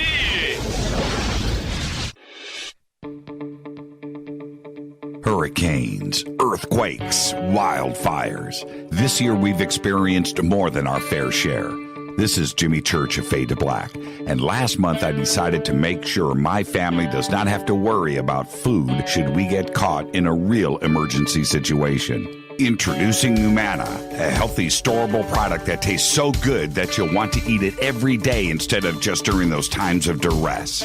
All Numana products have a 25-year shelf life, are MSG and GMO-free, no preservatives, and are made in America. With the Numana pack in your home, you'll be able to sleep at night knowing that you've protected your family. Not only have I tasted and tested, I own it. Now you can too. Just click on the Numana banner on JimmyChurchRadio.com and use the promo code Jimmy when you order. In addition to a discount, we'll send you an autographed Fade to Black t-shirt. Seriously. Go Beckley Tappy. Do you want to be an official Fadernaut? Of course you do. This is Jimmy Church of Fade to Black. Just go to our membership section at JimmyChurchRadio.com. So, you love talk radio? Then you'll love TalkStreamLive.com. TalkStream Live is always on, 24/7, with the best streaming talk shows. Find your favorite talkers and discover some new ones. It's free, readily available online or on mobile with any smartphone or tablet. Finding your favorite talk shows all in one place has gotten a whole lot easier. Just go to TalkStreamLive.com. Be sure to download the free apps from Google Play or the iTunes App Store. You listen to us, and we listen to you. And so does the CIA.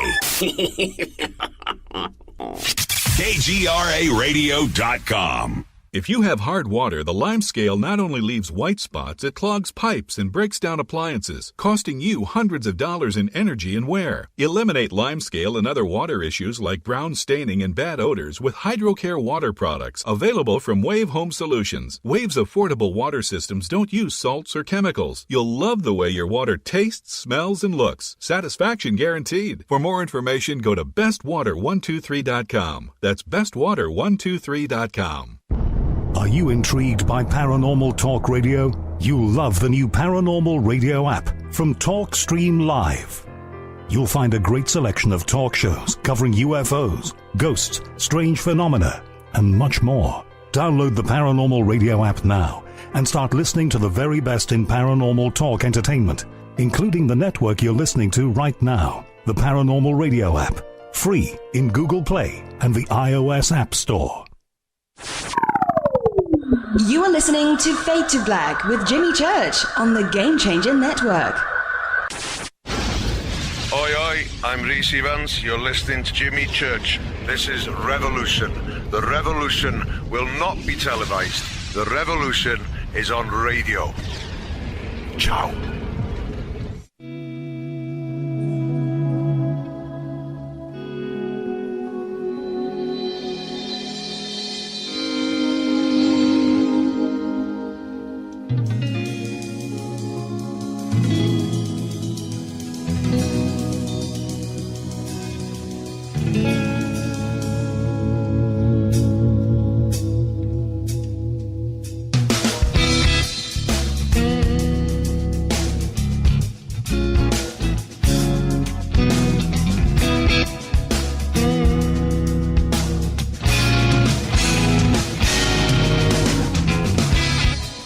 Welcome back, Fade to Black. I am your host, Jimmy Church. You can follow me on Twitter at JChurchRadio. That's right. You can follow Kelly. Let me bring this out. Kelly, what's your Twitter? Yeah. Your Twitter. What's your Twitter? It's Kelly S. Walden. That's right. I knew that. It's right in front of me.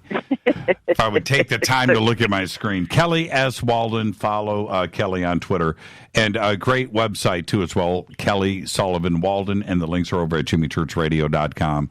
And let's get straight back to the phones. The phones are jammed. I've got people on hold here. Let's go to area code 540. You're up next on Fade to Black. You're live. Hey, Jimmy. This is Paul from Orange. Hi, Paul. Virginia. Hi. Hi, Kelly. Hi, Paul. Hi. How are y'all? We're doing good, Paul. What's on your mind? Good. It's been a nice show. Well, I guess I've had a lot of dreams. I've been trying to think of which one to talk to y'all about. And so here it goes. Ready?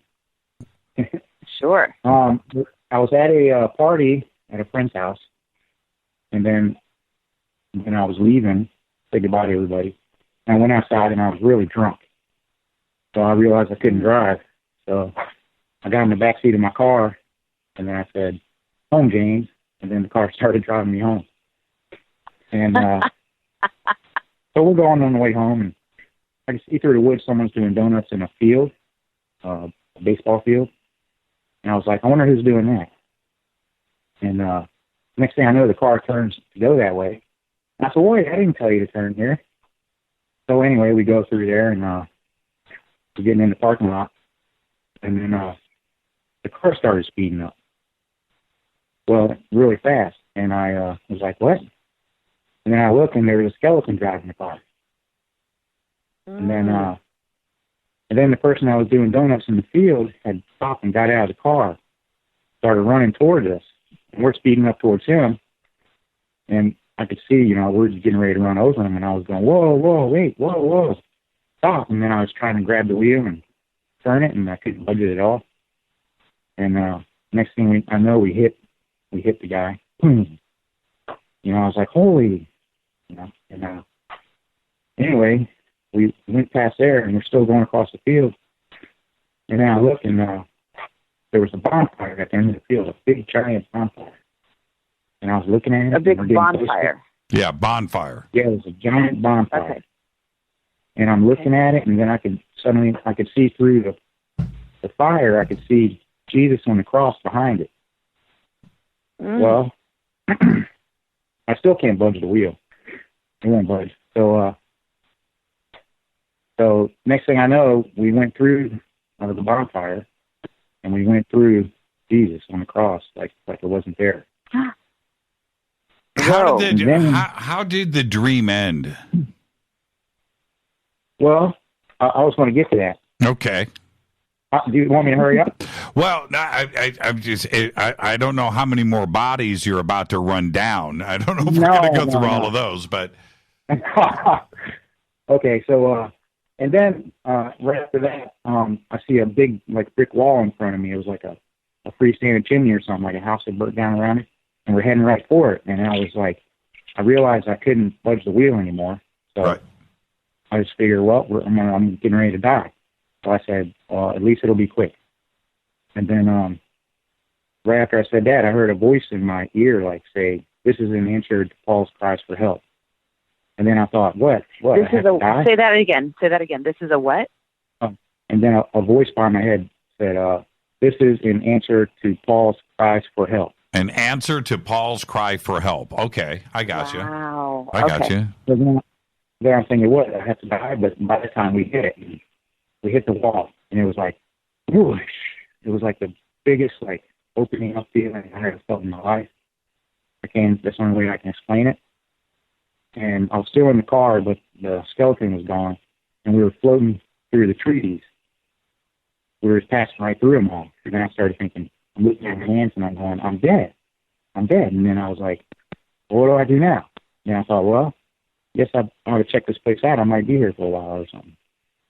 And as soon as I thought that, I was out of the car, and I was out in space. And I felt like I was flying through space, and I was like, my arms and legs were waving, and I was going, whoa, whoa, whoa. And then I thought there's got to be a better way. So then I hit back and put my feet forward with my fists towards my feet. And I felt like I was going, moving through there. And then I was like, all right, now where do I go? So I started looking around. I wanted to find a star to, find a planet or something. But there wasn't anything. There was no stars or planets or anything. And that was the end of it. That was the end. Wow. Oh my God. I've heard Paul, a lot of dreams. Paul, yeah, that's absolutely amazing. Okay, Kelly, Yeah. I gotta hear your answer for this one. I've never heard anything quite like that. It's an amazing dream. Okay, so this dream I think it's very special because it takes you all the way from kind of the bowels of hell, and it takes you all the way to heaven, and it gives you the resolution. I think I'm going to cut to the chase and then kind of work backwards. So I think when there's death in a dream, first of all, we know that the old wives' tale isn't true because, Paul, you're alive and well, and you're telling us. So when you die in a dream, you don't die. Right. But death in a dream represents a radical ending of a pattern so that something new can emerge. So to me, the pattern that is ending so that there can be a new version, like the better, new, improved version of Paul. The pattern, it seems like is about taking a back seat. If it were my life, I'd say taking a back seat to my life. And it's kind of like the whole problem starts in this dream with being drunk, being checked out, not being able to drive. And drive in a dream, in the language of dreams, is often about your will, about your drive in life, your willingness to plug in and go places and have ambition and some of us, we have ambition, but we sublimate it. I think getting drunk in a dream can represent checking out, not necessarily being with your hands on the wheel. Being in the driver's seat of your dream is about you being in control. So this is about a pattern that seems like, if it were my dream, that's ending is about giving up control, because I'm not willing to take control over my life, and giving it up to something that might not be so good for me, because there's all this death and destruction. So it's kind of like this wonderful warning dream. So Paul, my question to you is, does this dream does it resemble the feeling of anything that's happening in life or that used to happen in life? Like, did you ever give up control to somebody with a stronger will than you, take a back seat to somebody else's agenda and have that not work out so well? Well, but there's one other part to this, though, Kelly. It sounded like it was almost death and rebirth. You know, the part with Jesus, and then in the end, when he's going out to the stars, there are no stars, it almost sounds like he was in a fetal position and then came back out of it and was alive. You know, it was almost like it was kind of like it was kind of like the ending to I don't even think Paul is with us anymore, but the ending, like the ending to 2001: A Space Odyssey. You know, the Star Child. Right. Yeah. Very. Yeah. Well, I was just in a conversation on my radio show this morning with Lucille, the artist, and we were talking about the relationship between destruction and creation and how often they are simultaneous. So an ending is often something that precedes the new beginning, and even a new beginning can resemble an old way. But to me, I feel like this dream is epic for Paul. And I'm so glad that he shared it, because it takes us all the way. So often in dreams, we wake up before we really get to see where it's leading us. Like, and the fact that there is the Jesus character in the dream, and his car kind of drives through this fire. My feeling of this is like, oh my God, I am so out of control. I'm like even busting through this bonfire with Jesus. Like, I am really like out of control. Something needs to happen. With the skeleton, at the wheel. The skeleton is like, I'm hearing Grateful Dead is like singing the soundtrack. I will survive. Right. As they plow down the crucifix. That's one of the better dreams I've ever heard. That was really, really good, Paul. Thank you for the phone call. Bravo, Paul. Thank you, Paul. Yeah, well done. Well done. Let's go to area code 716. You're up next on Fade to Black. Who's calling?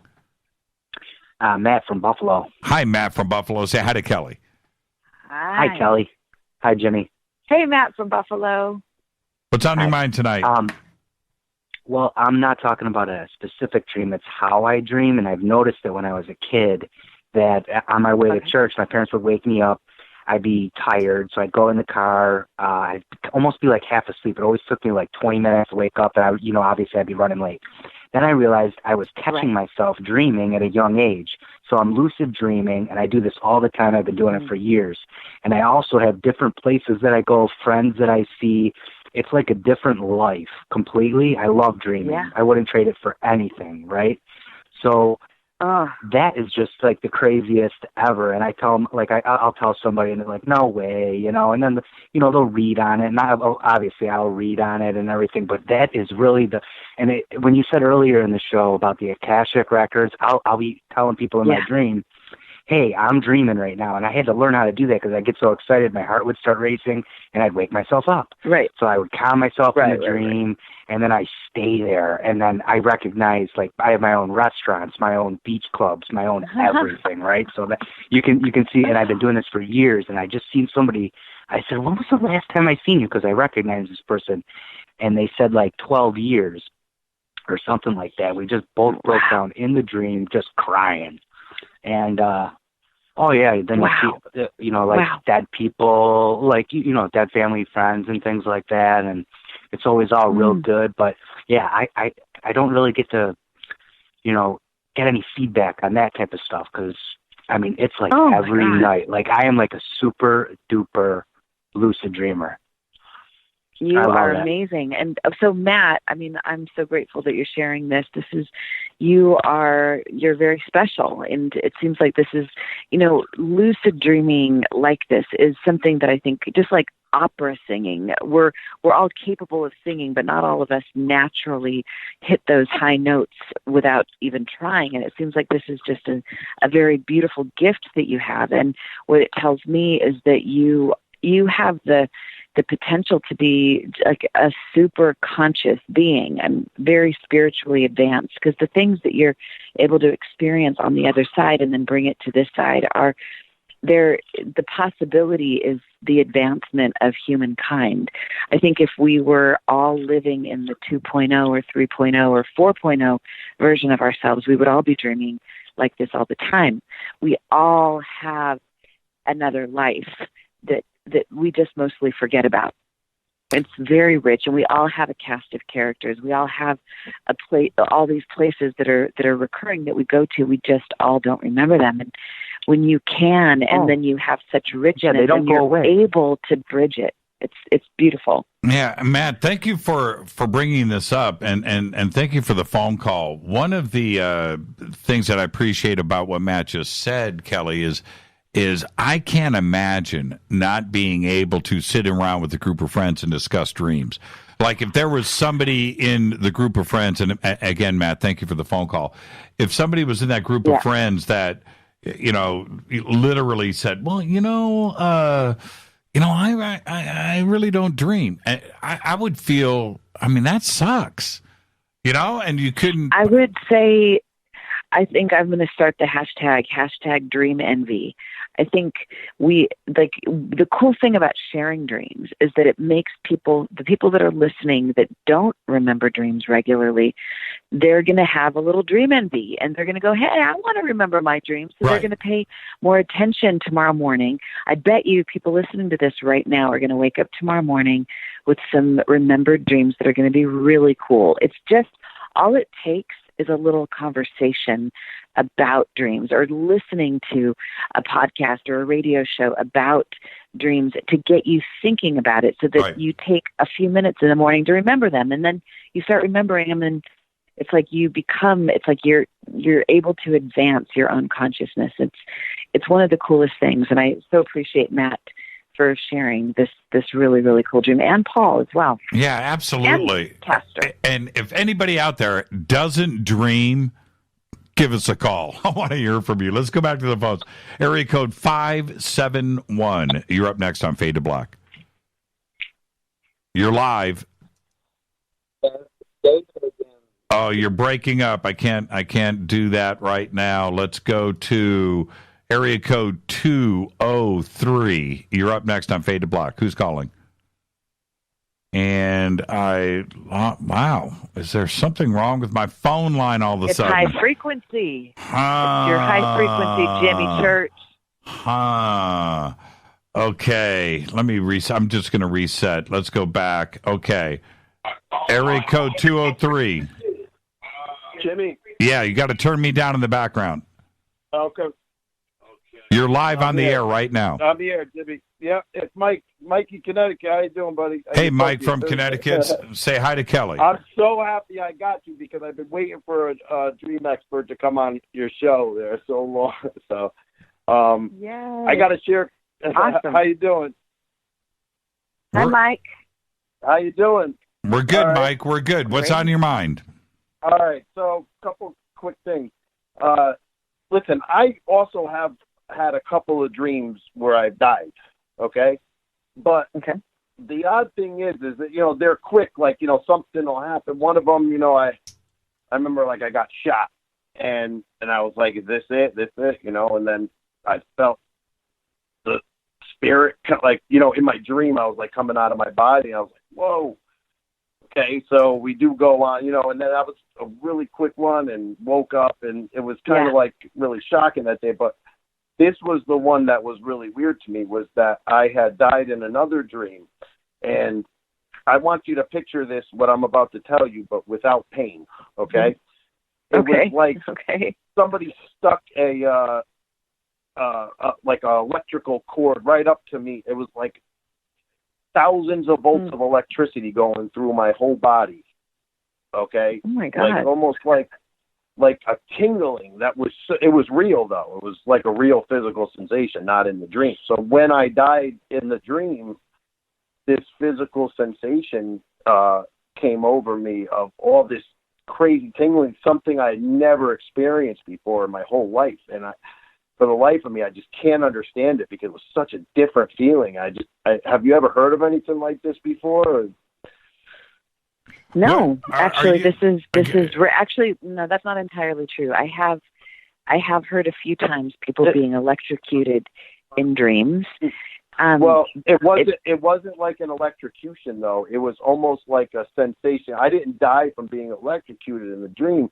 It was like this night I had fallen asleep meditating or something, and it was just like a really weird sensation of like tingling, like just going from the top of my body all the way down. I don't know what it could have been. It was just really odd. It felt really, really intense. Okay, Kelly, go ahead. So if I'll weigh in my 2 cents on this. I think sometimes especially it sounds like Mike is somebody who meditates, so he's like on a journey to consciousness, and having death dreams that preceded this, this tingling, this intense tingling dream. It feels like he is on a fast track to become a more awakened version of himself. And so I think with electricity, with energy like this, it's kind of like we all kind of want to be awakened, we want to be enlightened. But the truth is that if we were, it would blow our circuits. We don't have the fortitude to be able to necessarily handle all of our light. So that's why it's like we're operating on a dimmer switch, and most of us, normal to us is pretty dim, but every once in a while in a dream or in life, in waking life, we get kind of blinded by the light, and it's shocking. It's not what we have. We don't have a tolerance for it. So in some way, I think Mike, if it were my dream, and my interpretation is, I think he got a blast of him operating at full throttle, and it overwhelmed him. It wasn't necessarily a gentle, gradual bringing it up. It just kind of like all the lights turned on, and I think it blew his circuits, but I think it gave him a little preview of coming attractions, like he's meant to be enlightened and he's on a fast track. Thank you for the phone call, Mike. And again, it sounded like also he experienced something in real life and then turned around and experienced that in the dream too as well. And he knew what the electrical shock was like in real life, and he experienced that in his dream. And I'm sure that must happen a lot. That our dreams. I had heard this. Everybody stay on hold. Or everybody on hold, stay right there. I had heard something. Rita and I were talking about this a couple of months ago, and we were talking about you, Kelly, and which, and this is what was brought up, that you only dream what you know, that you don't dream something that is new that you know nothing about. Dreams are only from experiences. What do you think about that? I've heard this as well, and I think most scientists would agree. However, I have had many experiences with people, with myself, with other people that have seen things in dreams that they have no prior knowledge of, not in this life anyway. I mean, like the boy that I was talking about at the beginning of the show. That's right. The young boy that had never even seen a fighter a ship like this, and didn't. How could he possibly know the serial numbers and some of the facts and things like this? And even a friend of mine, she's kind of like Paul in that she's a super lucid dreamer, really, really powerful. And some people have asked have brought her into dreaming and into hypnosis to have her see things that she has never experienced in this life that took place in ancient Egypt. She's been able to fill in the gaps on things that happened that there's no way she could possibly know in this life. And yet historians that she's worked with have said, oh my God, this absolutely fills in the gaps. It connects the dots between what we knew and what we knew that we couldn't know. It's like so I think that it's not true that we only dream what we know. I think it's common. I think it's more often the case that we dream about what and who we know. But I think that there is that exception to the rule that happens. I don't know. I think that when we dream, we open up the lid to who we are and what we're capable of. And I think that we can go way beyond what we have had experience with in this lifetime. Let's go to area code 405. You're up next on Fade to Black. Who's calling? Say hi to Kelly. Hello, this is Lucia. This is who? Am I on the air? Yeah, you're live. This is Luke. This Hey, is Miss Luke, the one Kelly, I was telling you about. Who dreams about you all the time, Jimmy. Oh, Hey, okay. Luke. Hey, Luke, how are you? So you have Jimmy Church dreams, huh? Yeah. I hear that you've heard, huh? Oh, that's man. Okay, man. I won't let you drive drunk. So, Luke, I'm just gonna. I have to know, man. What kind of dreams are you having? Oh man. Well, the one with you, I'm trying to remember the whole extent of it now. I'm like right on the spot, and so my mind has gone blank. But there was one where I had met you in the dream, and you had been drinking, and you were going to drive home. And I was like, oh, man, I can't let Jimmy drive home drunk. I got to go, drive him home. And then I think I tried to stop you from getting in the car, and then, you just disappeared. And I was like, oh, no. Man, everybody's going to point the finger at me and say, there was the man that killed Jimmy Church. Did I get home safe, or did you drive me? What happened? Did we call an Uber? A dream Uber. Yeah, dream Uber. But, yeah, I mean, you just disappeared. That's interesting. Luke, have we met? Yes, my screen name is Bethenny McGee. Oh, okay, I got you. Of course. Well, that's interesting. And I don't have Kelly and Luke. I have dreams with friends once in a while. Well, I mean, it's rare. I don't really have them. I have dreams with Rita all the time. I mean, we should expect that, but I don't. Right. It's not like I go up to friends going, "Dude, I dreamed about you." Now I had this dream about Steve Perry, a couple of nights ago, which is strange enough. Mm-hmm. But no, my dreams, when I interact with others, it's either with Rita or it's people from my distant past, high school friends. Mm-hmm. I do that a lot. Mm-hmm. Yeah, high school friends. Oh, go ahead. No, go ahead, Luke. I was going to say, I actually had an experience. This is a long time ago. I had a friend named Apple. And one night I had this dream to where Apple and we were traveling down the road to Lake Tahoe, someplace I've never even been. And we ended up in this house of this Native American shaman man named Big Bear. Never met this guy before in my life. And he told me that he was about ready to pass away and that he wanted me to watch over my friend Apple. And in the dream, I went up to my friend Apple. I'm like, dude, who is this guy? He goes, dude, I have no idea. Just give him a false name. Right. And so, in the process of this dream, the reality of the dream shift is so it was no longer a scrambled dream like what you usually have, which is typical of going into the lower astral, the emotional level or the lower astral realm. So, and I've noticed that it takes two people to really solidify the dream state whenever you're sharing dreams. Right. And so, and I was telling to this Native American shaman that, I had been studying Kabbalah, and I was showing him all these diagrams of all these star charts. And afterwards, my friend Apple comes up to me in the dream. It's like, dude, we'll get together later on today. I'll come over to your house.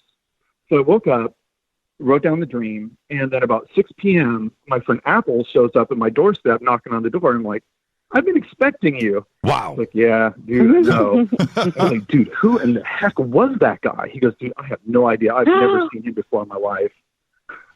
Now that's weird. And see, but again, the universe is electric.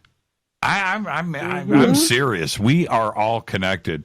Luke, we are certainly connected, my friend. Thank you for sharing that. Yes, you are. And somehow you got through on the phones tonight, and it's so great to hear from you. Thank you so much. Oh, Jimmy, Thanks, one more Luke. thing. When you get a chance, ask Kelly about the Mars dream that you were in of mine. The Mars dream? I'll do that right after the break. Okay. Oh, my God. Thank you so much, Luke. Okay. Thanks. I love you guys. Love you right back, Luke. What a great phone call. Thanks, Luke. We love you, too. And somehow he got through on the phones. What is, how lucky is that? We need to take a break right here, so let's do that. If you are on hold, stay right there. This is Fade to Black. Our guest tonight, Kelly Sullivan Walden. We're taking your dream phone calls all night long. This is Fade to Black. I'm your host, Jimmy Church. More of your phone calls are next. Stay with us.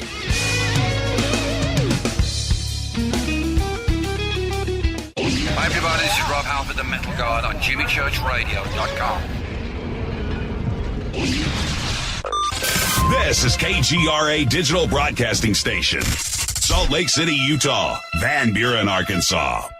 Poor water quality is a major health issue, and it's only getting worse. Municipalities can't keep up. Standards have dropped, and pollutants are increasing. Where does it all end? It ends by keeping the pollutants outside of your home with HydroCare's advanced systems available at Wave Home Solutions. No less than the best purification materials and processes have been developed by HydroCare to provide you with healthy, clean water for drinking, cooking, and showering. HydroCare far surpasses the competition in removing chlorine, odors, iron, lead, chemicals, limescale, and much more. Don't settle for less when it comes to your water. We'll take care of the toughest water problems for you, whether it's from a city or well source. Satisfaction guaranteed. For more information, call 888-997-WAVE. That's 888-997-WAVE. Or go to bestwater123.com. That's bestwater123.com. Wave Home Solutions for a healthy, comfortable home.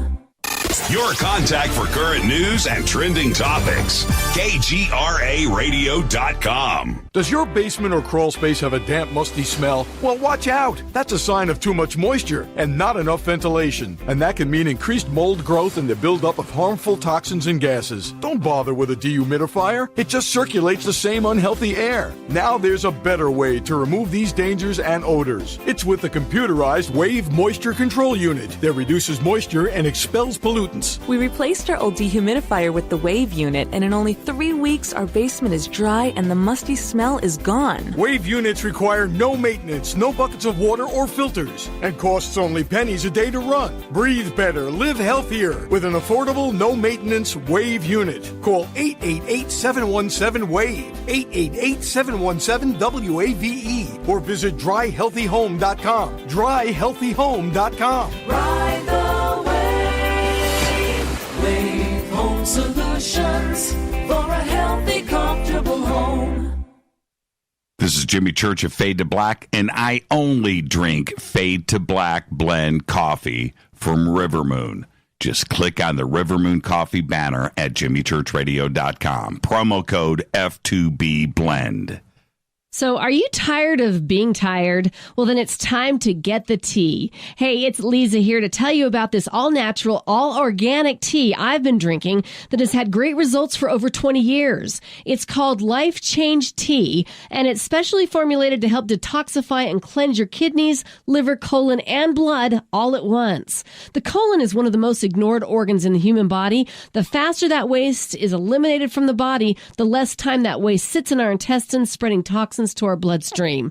This tea helps cleanse chemicals caused by outside intruders from our entire digestive system. And get this, weight loss can be a side effect. And with continued use of the tea, you can experience clearer, healthier, younger looking skin, increased energy, and a happier outlook on life. So if you're tired of being tired, get the Life Change Tea at getthetea.com.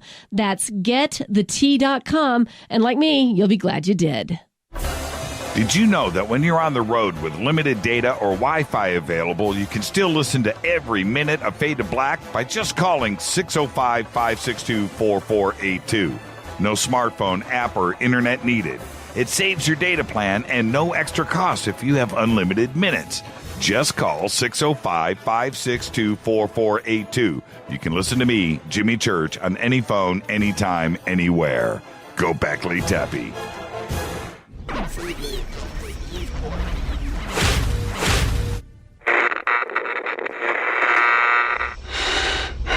You want to know a secret? I love ponies. I really love ponies. I'm serious.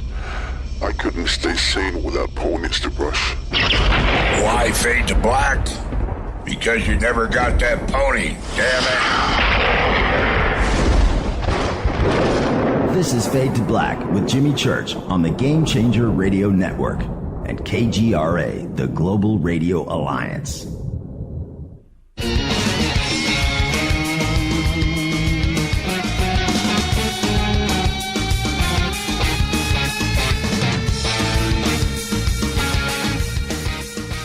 Welcome back, Fade to Black. I'm your host, Jimmy Church.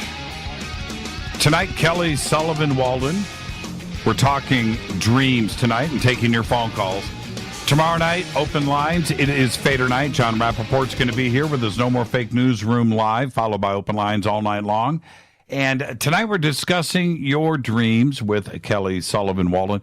Kelly, somebody just posted up some pictures of us back at Conscious Life Expo. And I got to say, when I see these, I'm always reminded of your clothes. You're always the brightest person in the room. Kelly, are you there? Oh, my God. Yes, I am. So sorry. I had you on mute. So sorry. Yes, I'm remembering. You are so sweet. That is such a...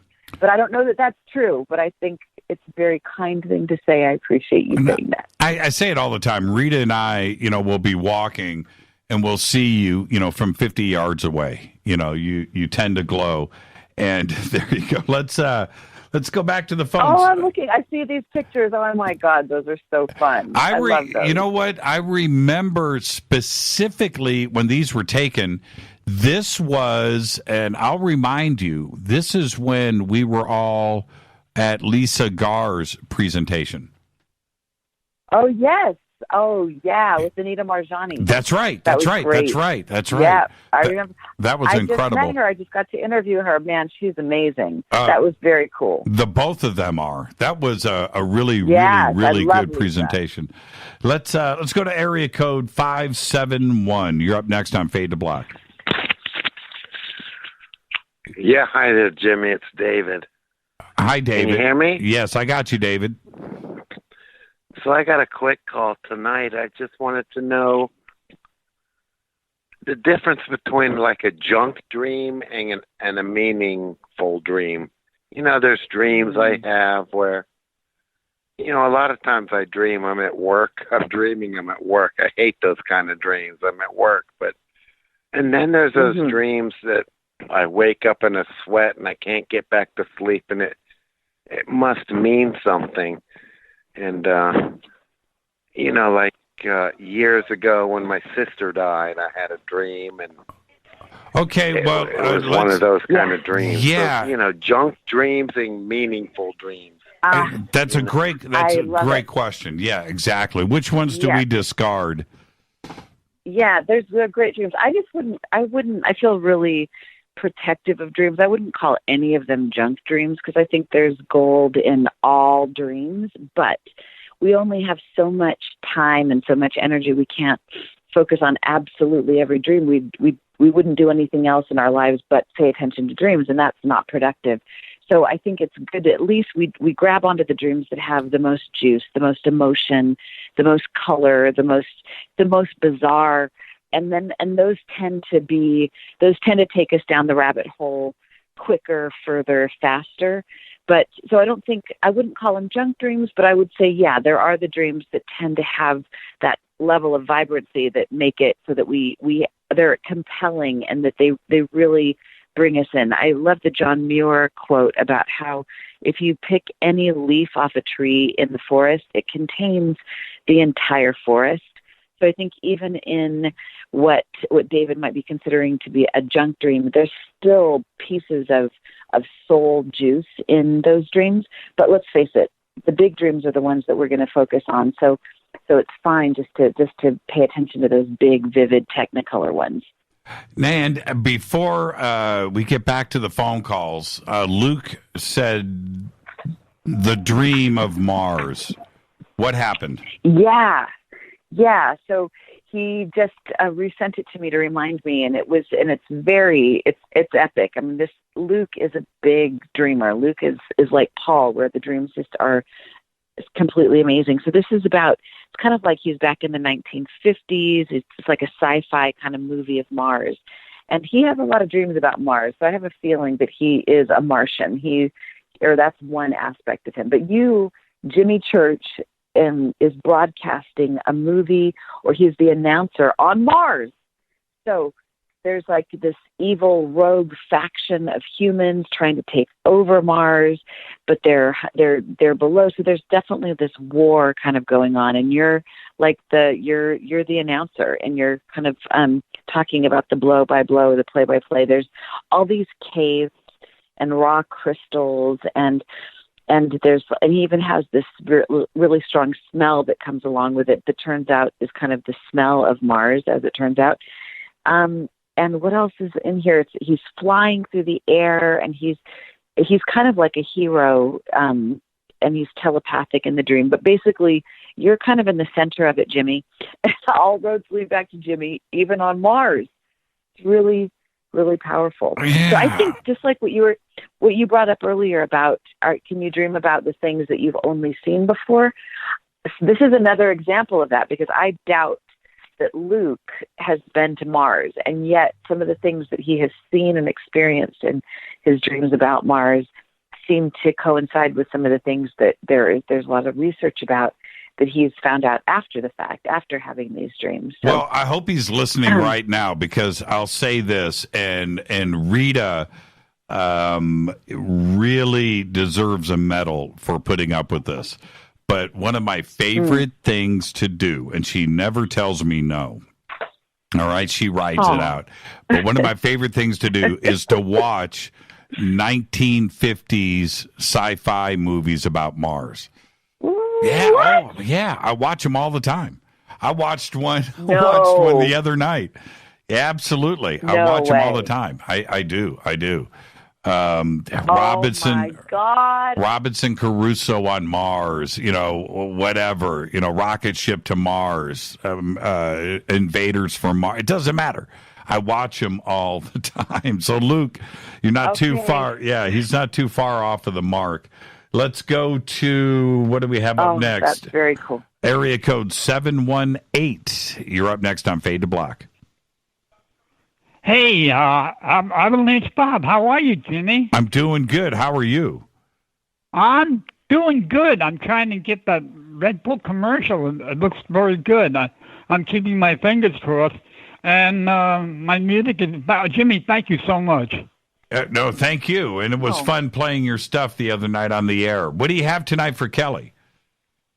Okay, I've got so many dreams. I remember more in the past than the future. One night I went to sleep, right? And I woke up in the dream. I guess it was a lucid dream. And I was in this, there was 4 doors in front of me. Okay, the first one I opened was nothing. The second one I opened was just like a little green fog or something. The third one I opened was this beautiful blue universe. And I could fly out into that universe. And so, I mean, it was fantastic. And then that was one of the most unusual dreams I ever had. And it was actually, and so I got an idea for this comic book someday called Astroman from it. Wow. So what happened? Was there a fourth door? Did you ever see what was behind the fourth door? Yeah, I'm sorry. That was the fourth door. I forget what that third one was. But the fourth one Very was the cool. beautiful one. You know, as you're talking about this, I think your name is Bob. Is that right? Mm-hmm. Do I have your name right? Okay, cool.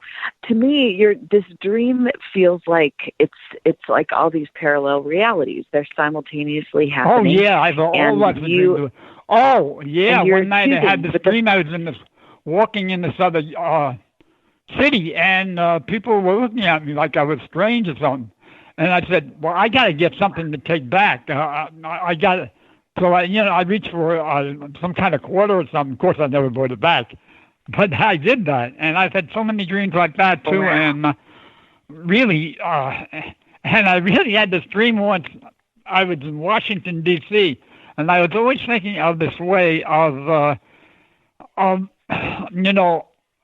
getting away with the income tax.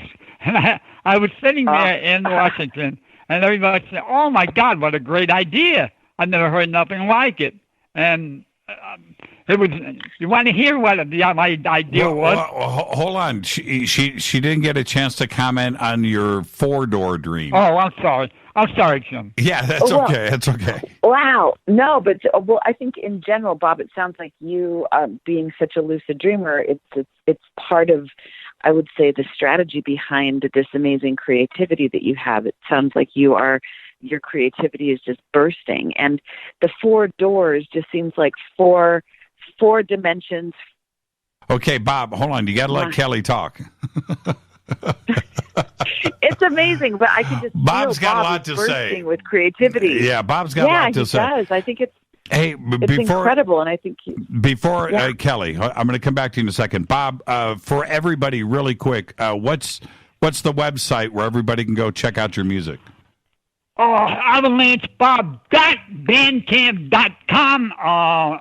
The Snowboard Revolution and saving the world by the Beatles saving the world from the invasion of poison mushrooms, which I tried to get to Paul. Okay, so there you go, and the website Avalanche Bob. Everybody, we played his music a couple of weeks ago, but very creative guy Bob is actually. Kelly, you hit the nail on the head. So back to the 4 doors, really quick. Well, it just feels like they're these simultaneous realities, and he opens the doors and he's aware of them. But the fourth one that he goes through, it sounds like that's from like either the 4th dimension, 5th dimension, and I just love the image of him flying through this beautiful blue. And anytime there's flight in a dream, to me, that's the ultimate symbol of freedom and having a connection with your spirit and remembering that you're more than just your physical body or your physical circumstances, that you're an infinite being. So I love that he brought that dream into the show, because I think there's a lot of people having a lot of scary dreams, a lot of funky dreams. It's always good to remember that we are also having flying dreams. And if we're not having them ourselves, we can at least know that Bob's having them and we're connected to him in some way. Yeah, thanks for bringing that up, Bob. I did want to hear your answer on that, because I don't have them anymore, but I used to have the multiple door dream. You know, the door number 1, door number 2, door number 3, and which one am I going to go through? Yeah. And I would have to go back and remember them, but I know that there was one specific door, whatever the number was, that I would never go through. In any version of the dream. Yeah. Let's go back to the phones. Area code 408. You're up next on Fade to Black. Who's calling? Hi, Jimmy. It's Deb from Sacramento. And hi, Kelly. Hi, Deb from Sacramento. Hi, what's you dreaming about? I could tell you a dream, but I have a question that I've always wanted to know that is related to dreaming. Can you explain to us your feelings about why people sleepwalk? Oh, yeah. Wow. That's a great question. Thank you, Jamie. Well, I think there's a few different ways to approach this. Sleepwalking is it's a disorder. Actually, it's dangerous, and I think that most people that do, if somebody's listening to this and they do sleepwalk, you should look into what's causing it, because sometimes, there's been people that have gotten really hurt, or actually it can be scary. But I think in general, if you're able to be in an environment that's going to be safe and protected, and you're not going to get in your car and drive. I know some people have done that, and it's not good when that happens. But I think for the most part, it means that so there's the disorder aspect, because you're supposed to not be able to move your body. You're not supposed to be able to have motor functions. So this isn't supposed to be a good thing, but let's look at it from the other perspective. To me, I think that it's the ultimate lucid dreaming experience. It's the ultimate attempt to bridge the gap between the conscious and the unconscious, and to bridge both worlds. And I think that's what's happening. So with anything that that's a quote unquote disorder, I think it can also open the door to a gift. Is this something that you do, Deb? Are you a sleepwalker? Not anymore. I used to sleepwalk when I was a kid, and the last time I remember sleepwalking as an adult, I was trapped in my dream inside a dark building. It was my work building, actually, and all the lights were out. The elevators weren't working, and all I could see in the dream was a blinking phone, like blinking lines, and I was trying to get to the line, to punch the line, to call out, to get help, to get out of there. And I woke up. And I had been, instead of hitting the phone line, I was out of my bed. I had gotten into my closet. I'd torn down every piece of clothing I had off the hangers, and I guess that's what I was doing when I thought I was reaching for phone lines. And when I woke up, I was standing in front of my dresser, and I saw myself in my mirror. So it was quite alarming. Angel. Oh my God! That's the last sleepwalking intense. dream I remember ever having. Wow! And what did you do to stop it? To stop them, since you haven't had them for such a long time. I just never had them again after that. I think maybe just being startled and realizing that I woke up and I was looking at myself in the mirror, and it startled me so badly. It didn't freak me out, but I was just startled. And then I thought, wow, I'm sleepwalking in my dreams now. And then I never sleepwalked again, as far as I know. And I was probably about 22 when that happened. I think that the people that I know that sleepwalk or that talk in their dreams, they do tend to be very psychic. They tend to be very sensitive. They're people that have what we in the dream world would call thin walls, where there's just a very thin membrane connecting or between different realities, whereas most people it's more like a big wall. For you, it's like a thin membrane. So with anybody with a gift, you got to be also very protective of yourself and make sure that you're okay, because I'd hate for you to hurt yourself in that kind of situation. But when there is a dream like this, I would say look at what's going on in it. When the dream becomes lucid, or when the dream becomes something where you're sleepwalking or talking, to me that's also like the cosmic highlighter pen, drawing a big circle around this dream, saying, pay attention to the content of this dream, what was trying to be resolved. It feels like on some level, the dreaming self is really trying to reach out to make sure that you're paying attention. So there's more to the dream than just what was going on. I think that it's pointing to something larger. Thank you so much, Deb. And sleepwalking. Thank you, Deb. And sleepwalking is dangerous, and then we have that whole melatonin, aspect of it. Oh my God! And you hear about these. Yeah. Oh man! Not only sleepwalking, but sleep driving and just doing things that they normally wouldn't do. Oh my God! There was a woman when I was on the Ricki Lake show. She was on the show. She had gotten into her car, had driven and gone to the store and purchased something, and driven home, ran into a tree, got arrested, actually had her photos taken at the police station. They brought her back. She woke up in her bed and had no recollection that this whole crazy night had happened, where she had actually been arrested and bailed out of jail and brought back home. no awareness, and she's just so lucky that she didn't kill anybody or kill herself. So it's, if you are somebody that's listening and you do sleepwalk, it's sometimes it's funny and it's anecdotal and we can laugh about it, but really you want to make sure that your door is locked, that the keys to the car are nowhere where you could reach them, and that the people around you know if you are sleepwalking to help to protect you so that you don't bump into some sharp edge of something. And when you wake up, and if you are fine, really go back into the dream and unpack it and find out what that dream was about and what it was trying to get you to know about yourself.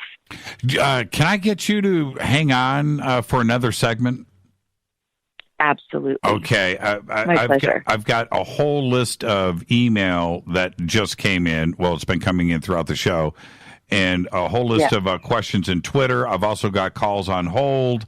And we've got 6 minutes left in this segment. So obviously all of that's not going to happen. So if I can get you to hang on, then I'm going to ask you this question. How do people manifest reality from dreams? And I'm going to give you my example of it. Okay, this is my example. Great. When I was 4, 5, 6 years old, 7 at the max, I had this recurring, repeating dream over and over again of me doing what I'm doing right now. That is being on the radio, in a studio with a console, glass in front of me, producers, and I'm taking phone calls all night. Now, I had no idea what being on the radio was at that age, but, and also technically it was a vision of the future because it wasn't technology from back then. It was a very futuristic setting. Right. But it's exactly what I do today. I love it. Well, but I can't deny it. It actually happened. I didn't understand it then, but now I look back and it's the craziest thing. I was able to either I manifested my future or I saw the future and dreamt it. It's one or the other. Oh, I think it's beautiful. I call this dreamifesting. It's manifesting, but from a dream. It's the best place to manifest from. Shaman, there's a shaman chief that I know that says that we see everything first in a dream before it becomes reality. It's just that sometimes we don't remember. The fact that you can remember these dreams it's profound. It means that you're on track. I think we all have a destiny. And, it's kind of like in your dream about Steve Perry. There was the feeling of pursuing something that wasn't quite right, and nothing really pans out except a lot of frustration. But there's a difference between when you're on your path and you're doing your hero's journey and you are manifesting and things are coming to fruition. There's nothing better than that. Than really living the life that you were supposed to live. I think all of us, if we really think about it, and if we haven't paid attention thus far, it's not too late. We can start now. I think we all get clues in our dreams about where we're supposed to go and what we're supposed to do and how we're supposed to do it. And when that dream matches up with reality, it's pretty sweet. I mean, that's got to feel good to know that the little boy and you was seeing this vision of the future and you've closed the gap. That's got to feel good, doesn't it? Well, it's frightening too, in a way, in a sense, in that I saw the future. I didn't understand it because it was the future, right? But I clearly cracked the book on the future, and I still can't explain it. When I look back, this was not a one-off dream. This was something that was very, very, very consistent. I wanted to be an artist. I wanted to be an astronaut. I wanted to be a pilot. I had nothing around me that was radio. Nothing. There was nothing there. So I didn't understand it, and I avoided it. You know what I mean? It wasn't like I went in and started taking broadcasting classes or thought about it or no. Right. It's very strange. Very Well, strange. your destiny has its own volition. It has its own will. And it's sneaky like that. And I think you brought this up earlier about the conversation you and Rita were having about we only dream about things that we've seen, and that's not necessarily true if we're looking at things linearly. Because you, as a little boy, you didn't know about this technology. You didn't know that there was such a thing as a career in radio, and yet you saw it. But because you're not ultimately a linear being, you're a multidimensional being. This is proof of that. You were young, but yet you saw something in the future. So to me, it's just a beautiful confirmation for any part of you that might think, well, I'm just this guy that's living kind of in an ordinary way. It's like, no. You're living in a multiverse, and you are a multidimensional being. And the past, the present, the future, it's all happening now. And what you're dreaming about now, about the quote-unquote future, it's already happening. And it's a beautiful thing. I mean, to me, it's just an affirmation of what a powerful dude you are, and how cool that you didn't fight it, that you actually are in the flow of what you came here to do. And you're helping to interview, and you interview astronauts, and you interview people that do all these crazy things that you thought you were supposed to do. So. And that advice goes, that advice goes to anybody out there that is dreaming outside of their comfort zone and quite possibly ignoring something that is a message, because that's what I did. Exactly. I ignored it and I didn't act on it. Or I was seeing a vision of the future and I didn't have a choice. So there you go. There is no no free will. You only resisted so far. I know, right? Let's take a break right here. We're going to do some overtime with Kelly Sullivan Walden. And I've got everybody on hold. Stay right there. I've got all of your questions lined up, and we'll get to all of it before the end of the night. I'll be right back. Stay with us. Short break.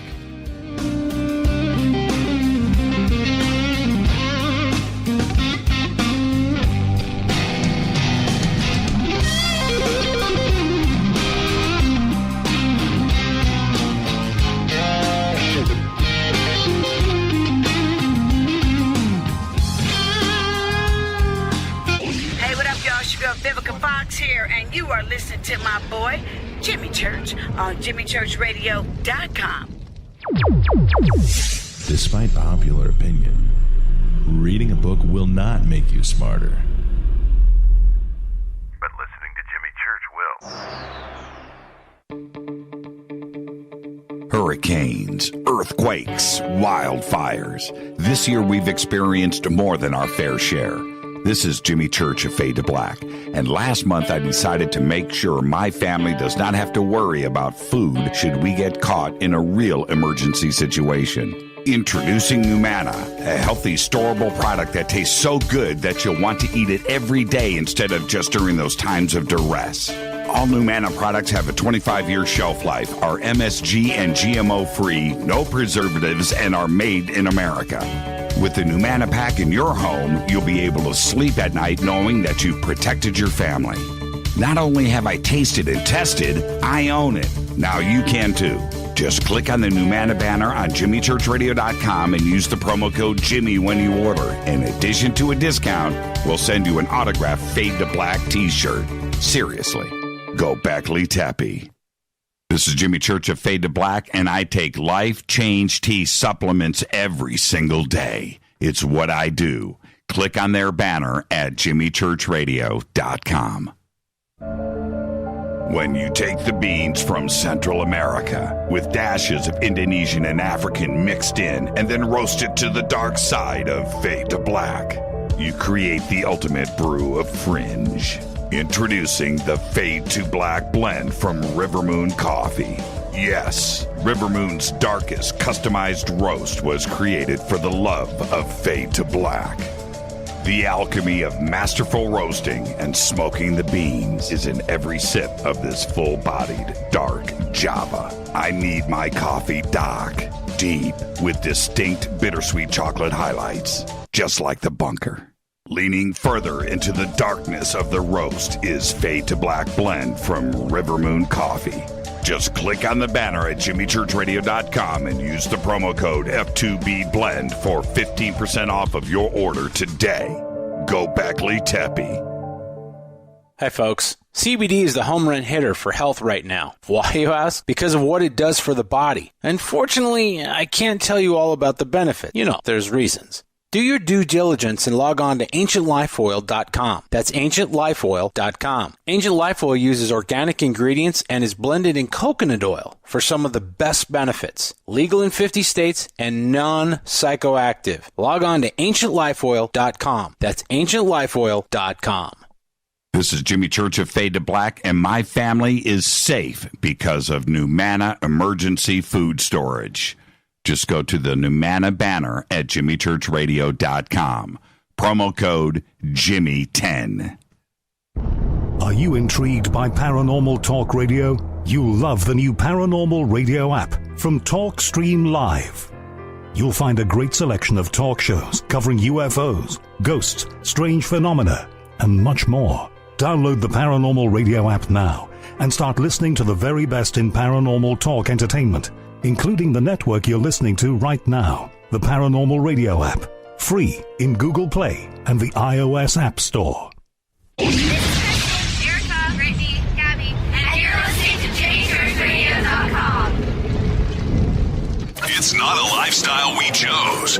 We were born this way. KGRARadio.com.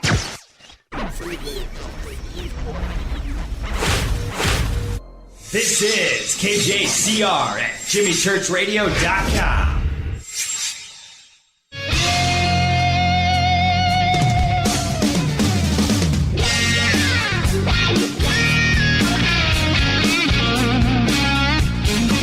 All right, welcome back. Fade to Black. I want to thank our guest tonight, Kelly Sullivan Walden, for doing a little overtime with all of you tonight. Way too much going on, and if you're on hold, stay right there. We'll see if we can squeeze in a couple of more phone calls. You know what? I will do that. I won't leave you hanging. And Kelly, I've got a whole list of questions here, and let's go rapid fire. You ready? Awesome. Okay. Yep. This is from Tanette. She says, "What is it when you see a person in your dreams that you know is that person, but they have a different face?" Oh, my Lord. Yeah, okay, how to do this quick. We all have a cast of characters, and in dreams, the reality doesn't stay solid, so it's often a blend. So I would say, what is this person like, the one that you think it is, and then what is that different face telling me about them? So blend those characteristics and ask yourself, what is that message? So if the person in real life is kind and gentle, but the face looks mean, then that would be telling me something about myself or something to pay attention to or be aware of. So look at the contrast of the qualities that person's bringing together. Oh, there you go. Okay. All right. This is from the Crypto Alchemist. It says, I had a lucid dream that my chest exploded open and the brightest huge white light beam came out of my chest, went through my ceiling, roof, sky, and I saw my light beam reach the edge of the universe. I was in awe. Wow. What do you think this means? This is the kind of dream that you just meditate on. This is a dream that is one of those accelerators in consciousness. Like all this person or anybody who's listening has to do is think about the visual of this and how could you possibly have anything in this world that would ever bother you or hurt you or scare you. This is your own personal key to illumination. So milk this dream for all it's worth and take all of us with you. It's an awesome dream. Thank you. This is from Eddie. Eddie says, does Miss Walden consider the dreamscape and the astral plane totally separate or as two sides of the same coin? Great question. I think they blend. I think that there's no way of being able to separate them, and they definitely overlap, and yet they have different properties. I think there's a different way that we interact with them, but I think that we often are on the astral plane.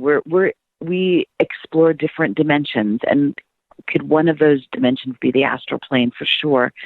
But I think that we're talking about infinity. There's no exact science about where we go, but we explore the larger landscape of who we are, what we're capable of, and we're not confined to anything that relates to 3D while we're in our dreams. So it's related to the astral plane. This is from JME Quantum. I love this question, by the way. My mom used to tell me that she could dream in black and white and never in color. I always dream in color. Is there any significance to this? Yes, we all dream in color. However, some of us will have a very specific color that will stand out, that will make it seem like the rest of the dream was black and white by contrast to that bright color. Although some people that are older, that grew up with black and white television, black and white movies, will have dreams that will feature kind of a black and white kind of a feeling to it. But the reality is that there is some color. It just might be muted by contrast to some of the colors that show up very vividly. This is from Cassandra, and I know that you get this question a lot, and you and I have actually talked about this, but it always needs to get addressed over and over again. Sure. And that is, can two or more people synchronize their dreams? You know, how do you do that? Do you discuss it before you go to bed? Yeah, there's people that do this, that really do it as an art form. There's even people that are working in and for and around the government or the United Nations that are working on things as we speak, that are very highly skilled. So I think it, like with me, it's never been an on purpose thing. It's always been on accident. And I have actually, in some of my dream groups, we've plotted and planned to do it. And some of us do report having these beautiful tandem experiences. So yes, you can do that. And one great way to be able to get into that groove with somebody is to meditate with them, whether you're physically connected and close or not in physical proximity. Meditation is a really great practice to getting on the same wavelength with that person, as a great preparation for being able to tandem dream together. And could you almost have a script? Like, okay, tonight we're going to go to Egypt, and I am going to do this, you're going to do that. Well, you know what I mean? And actually have a list of bullet points that are goals. I think that for very advanced lucid dreamers, I think you can certainly do that. I think for most people, if they're going to have a lucid dream, I think that it's enough just to stay in the dream and not be so excited that you pop yourself out of the dream.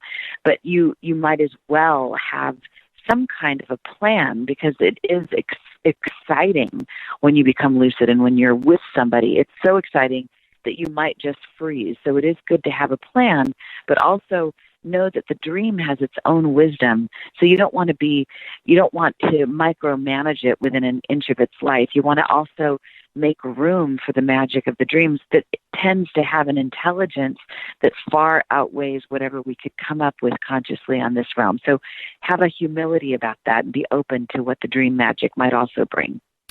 And let's go back to the phones. Area code 607, and thank you. Welcome to the program, and thank you for being so patient and waiting on hold. Mm-hmm. You're live. Hi, Jimmy and Kelly. Hi, you're live. Hi. Yeah, this is JK from New York. Hi, JK. Hey, JK. Well, I kind of have a problem. I don't dream that much, hardly at all anymore. But when I do, it's always I'm running away from something or someone, or being shot at, or fighting, or it's always within an unseen force, or I can't see what's chasing me or trying to kill me or whatever. Yeah, Kelly, you've never heard this before, have you?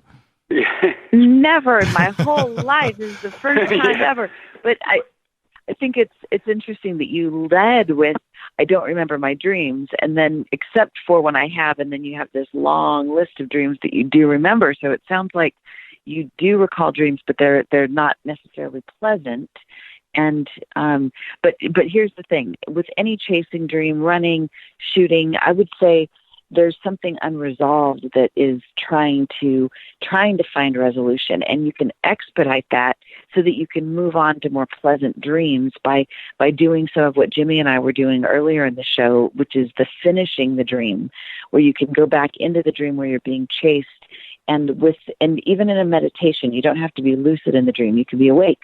Turn and face the thing that's chasing you, but pause it so that you can get a really good look at what it is, what it's trying to do, and you redirect the dream in a way that gives you the mastery, gives you the power, so that you're not running from anything, because more often than not, the thing that's chasing you actually has a gift for you, and a gift of your own empowerment that you might be missing out on by running away from it, as strange as that might seem. JK, thank you for the call, man, and I hope that helps you. As strange as it seems, you need to turn Run toward it. Yeah, you need to turn and do that. Well, I didn't finish that one just recently because but I saw what it was this time. There was grizzly bears chasing me, and the funny thing is, a Jimi Hendrix song was playing, "Stone Free." And I thought the only way to stop him was to sing the song and try to calm him down. But the last line in the chorus is "Got to Get Away." Right. And I started singing it. The dream ended. Well, there you go, JK. But you know what? Call me back in a couple of months and let me know if that dream stops. Right? Because it sounds you turned around and faced it. So this is one of the cool things. We haven't talked about this because I think a lot of people these days are having big animal dreams. And I think it's because it's as we are moving toward becoming a more awakened species, I think we need to incorporate more of our animal nature. So there's a lot of people running from big animals in their dreams when really what JK did was find a strategy for how to face the animal. And in many ways, I think the gift in that dream is to incorporate some of that grizzly bear energy into the body, into JK's life. I think that these big animals are saying, dude, you're so powerful and you're running away from your power. Stop doing that and learn how to face it. And the music is a great way to tame the savage beast and create some oneness. It's beautiful.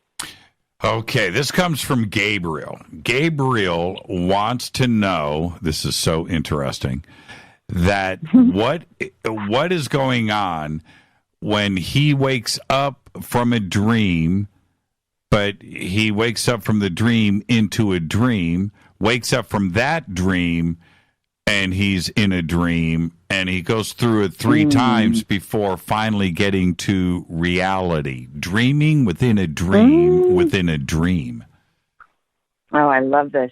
Well, first of all, I think every dream, whether it's 3 layers deep or wherever it is, it's all a reality. It's not just a dream, and there is a consensus reality that we all agree to in this realm, but every layer of the dream has its own reality.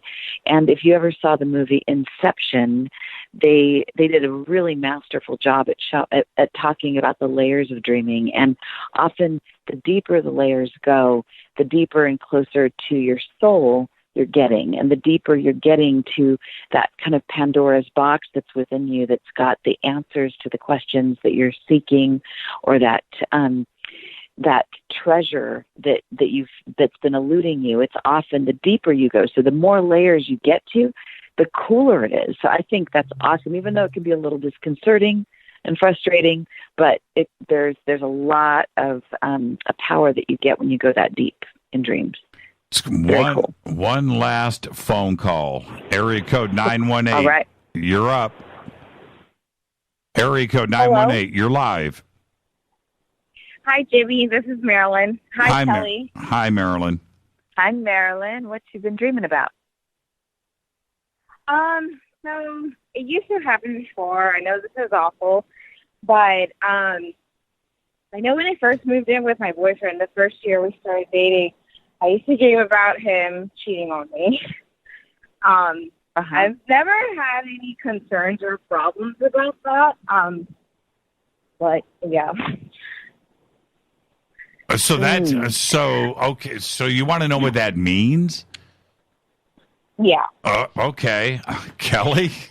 No, this is great. This is like actually this question, Marilyn, is the whole prompt why I wrote my book, The Love, Sex, and Relationship Dream Dictionary. It's to answer questions like this because I was hearing so much of this, and I had so many of my own, by the way. So I think with any dream, wait. You were dreaming about your husband cheating on you. No, in relationship. I've never actually dreamt that my husband was cheating on me, but ex-boyfriends. Earlier, I had many dreams that my exes were cheating on me, and one of them actually was recurring, and it continued to get more and more detailed. And so I kept asking him about it. I'm like, oh, so now you're in a hotel room, and now this is what's happening. And I saw him turn as white as a ghost, and I was like, okay. So gotcha. So it turned out I was seeing reality. So this is rare, though.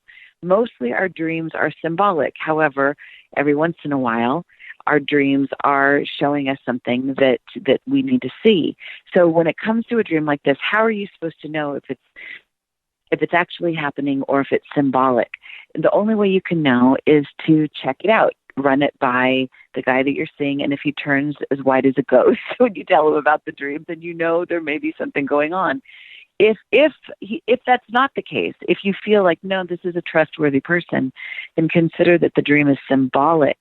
And everyone, from one perspective, everyone in the dream belongs to the dreamer, is a part of the dreamer. So we could ask the question, where might you be cheating on you? Like, are you cheating yourself out of an opportunity? Are you not fully honoring yourself? Because the boyfriend in your dream could be the masculine aspect of yourself that's not honoring the feminine aspect of yourself. So where you not maybe taking good enough care of yourself, that kind of thing. So it's either way, it's an unpleasant dream, but our dreams are always our ally, always on our side, trying to help us be more balanced. So don't necessarily blame the guy just because you had that dream. My husband has dreamt that I've cheated on him, and I'm completely faithful.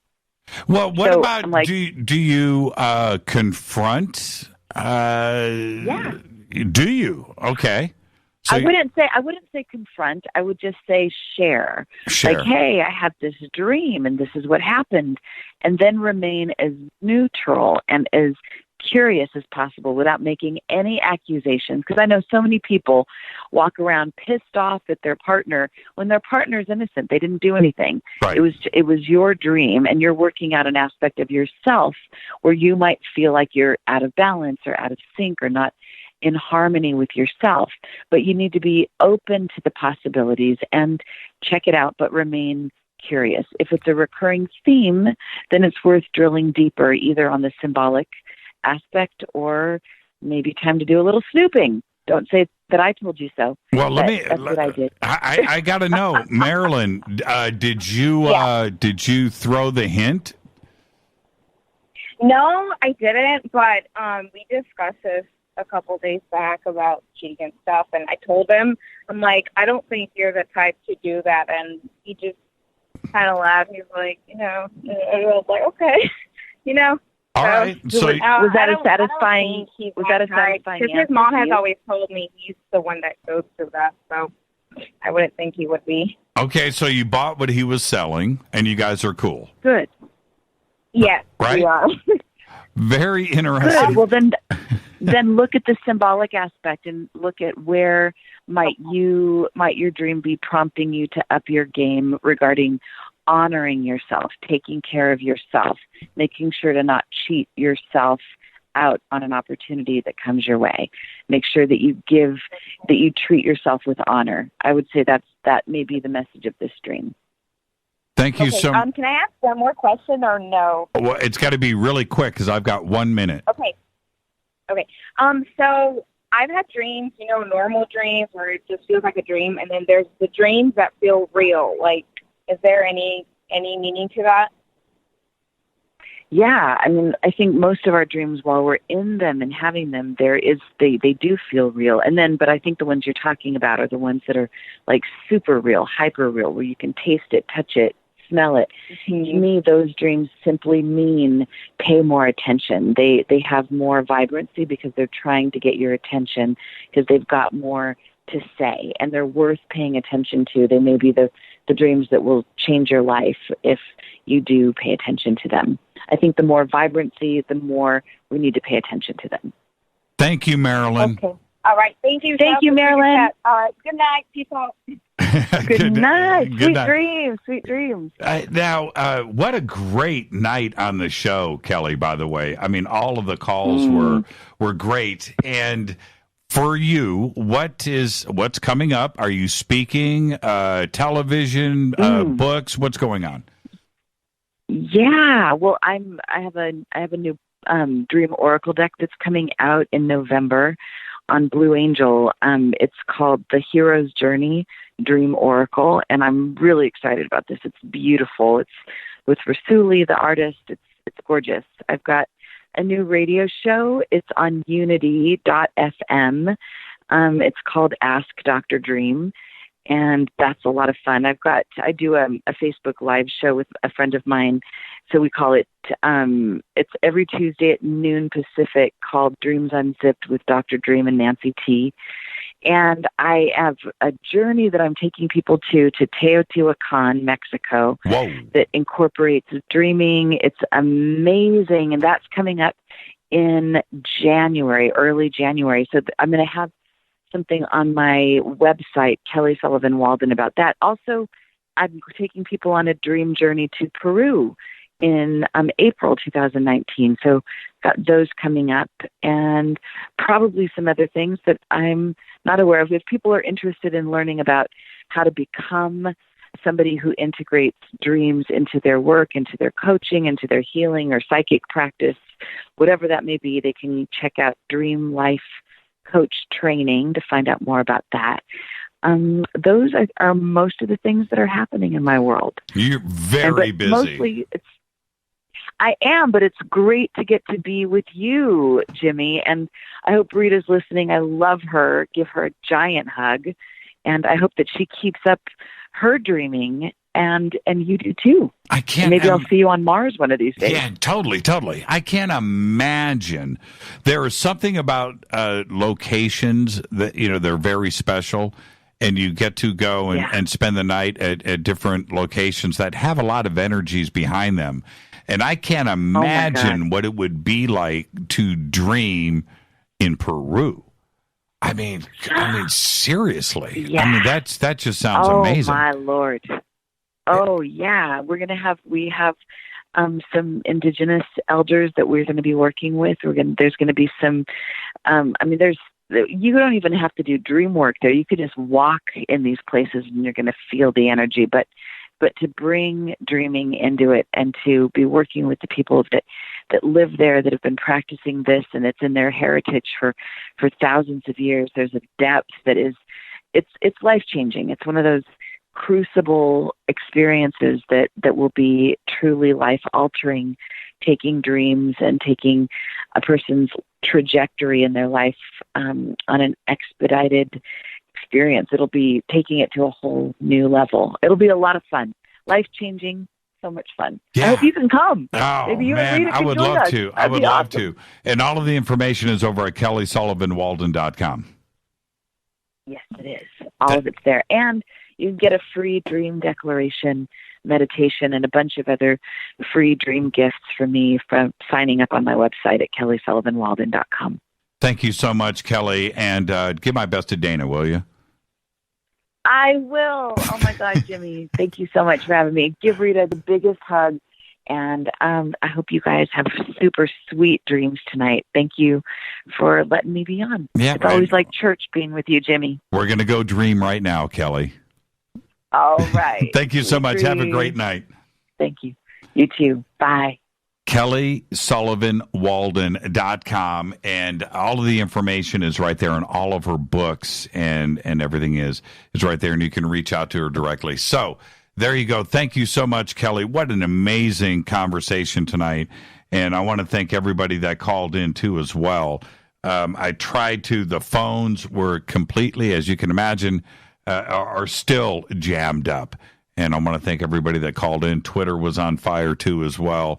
And tomorrow night is Open Lines. It's Fader Night with John Rappaport and his No More Fake Newsroom live, followed by Open Lines all night long. We have so much that has been going on this week with our community, and I look forward to everything that is going to happen tomorrow night on Fade to Black. You can follow me on Twitter at JChurchRadio. It's simple.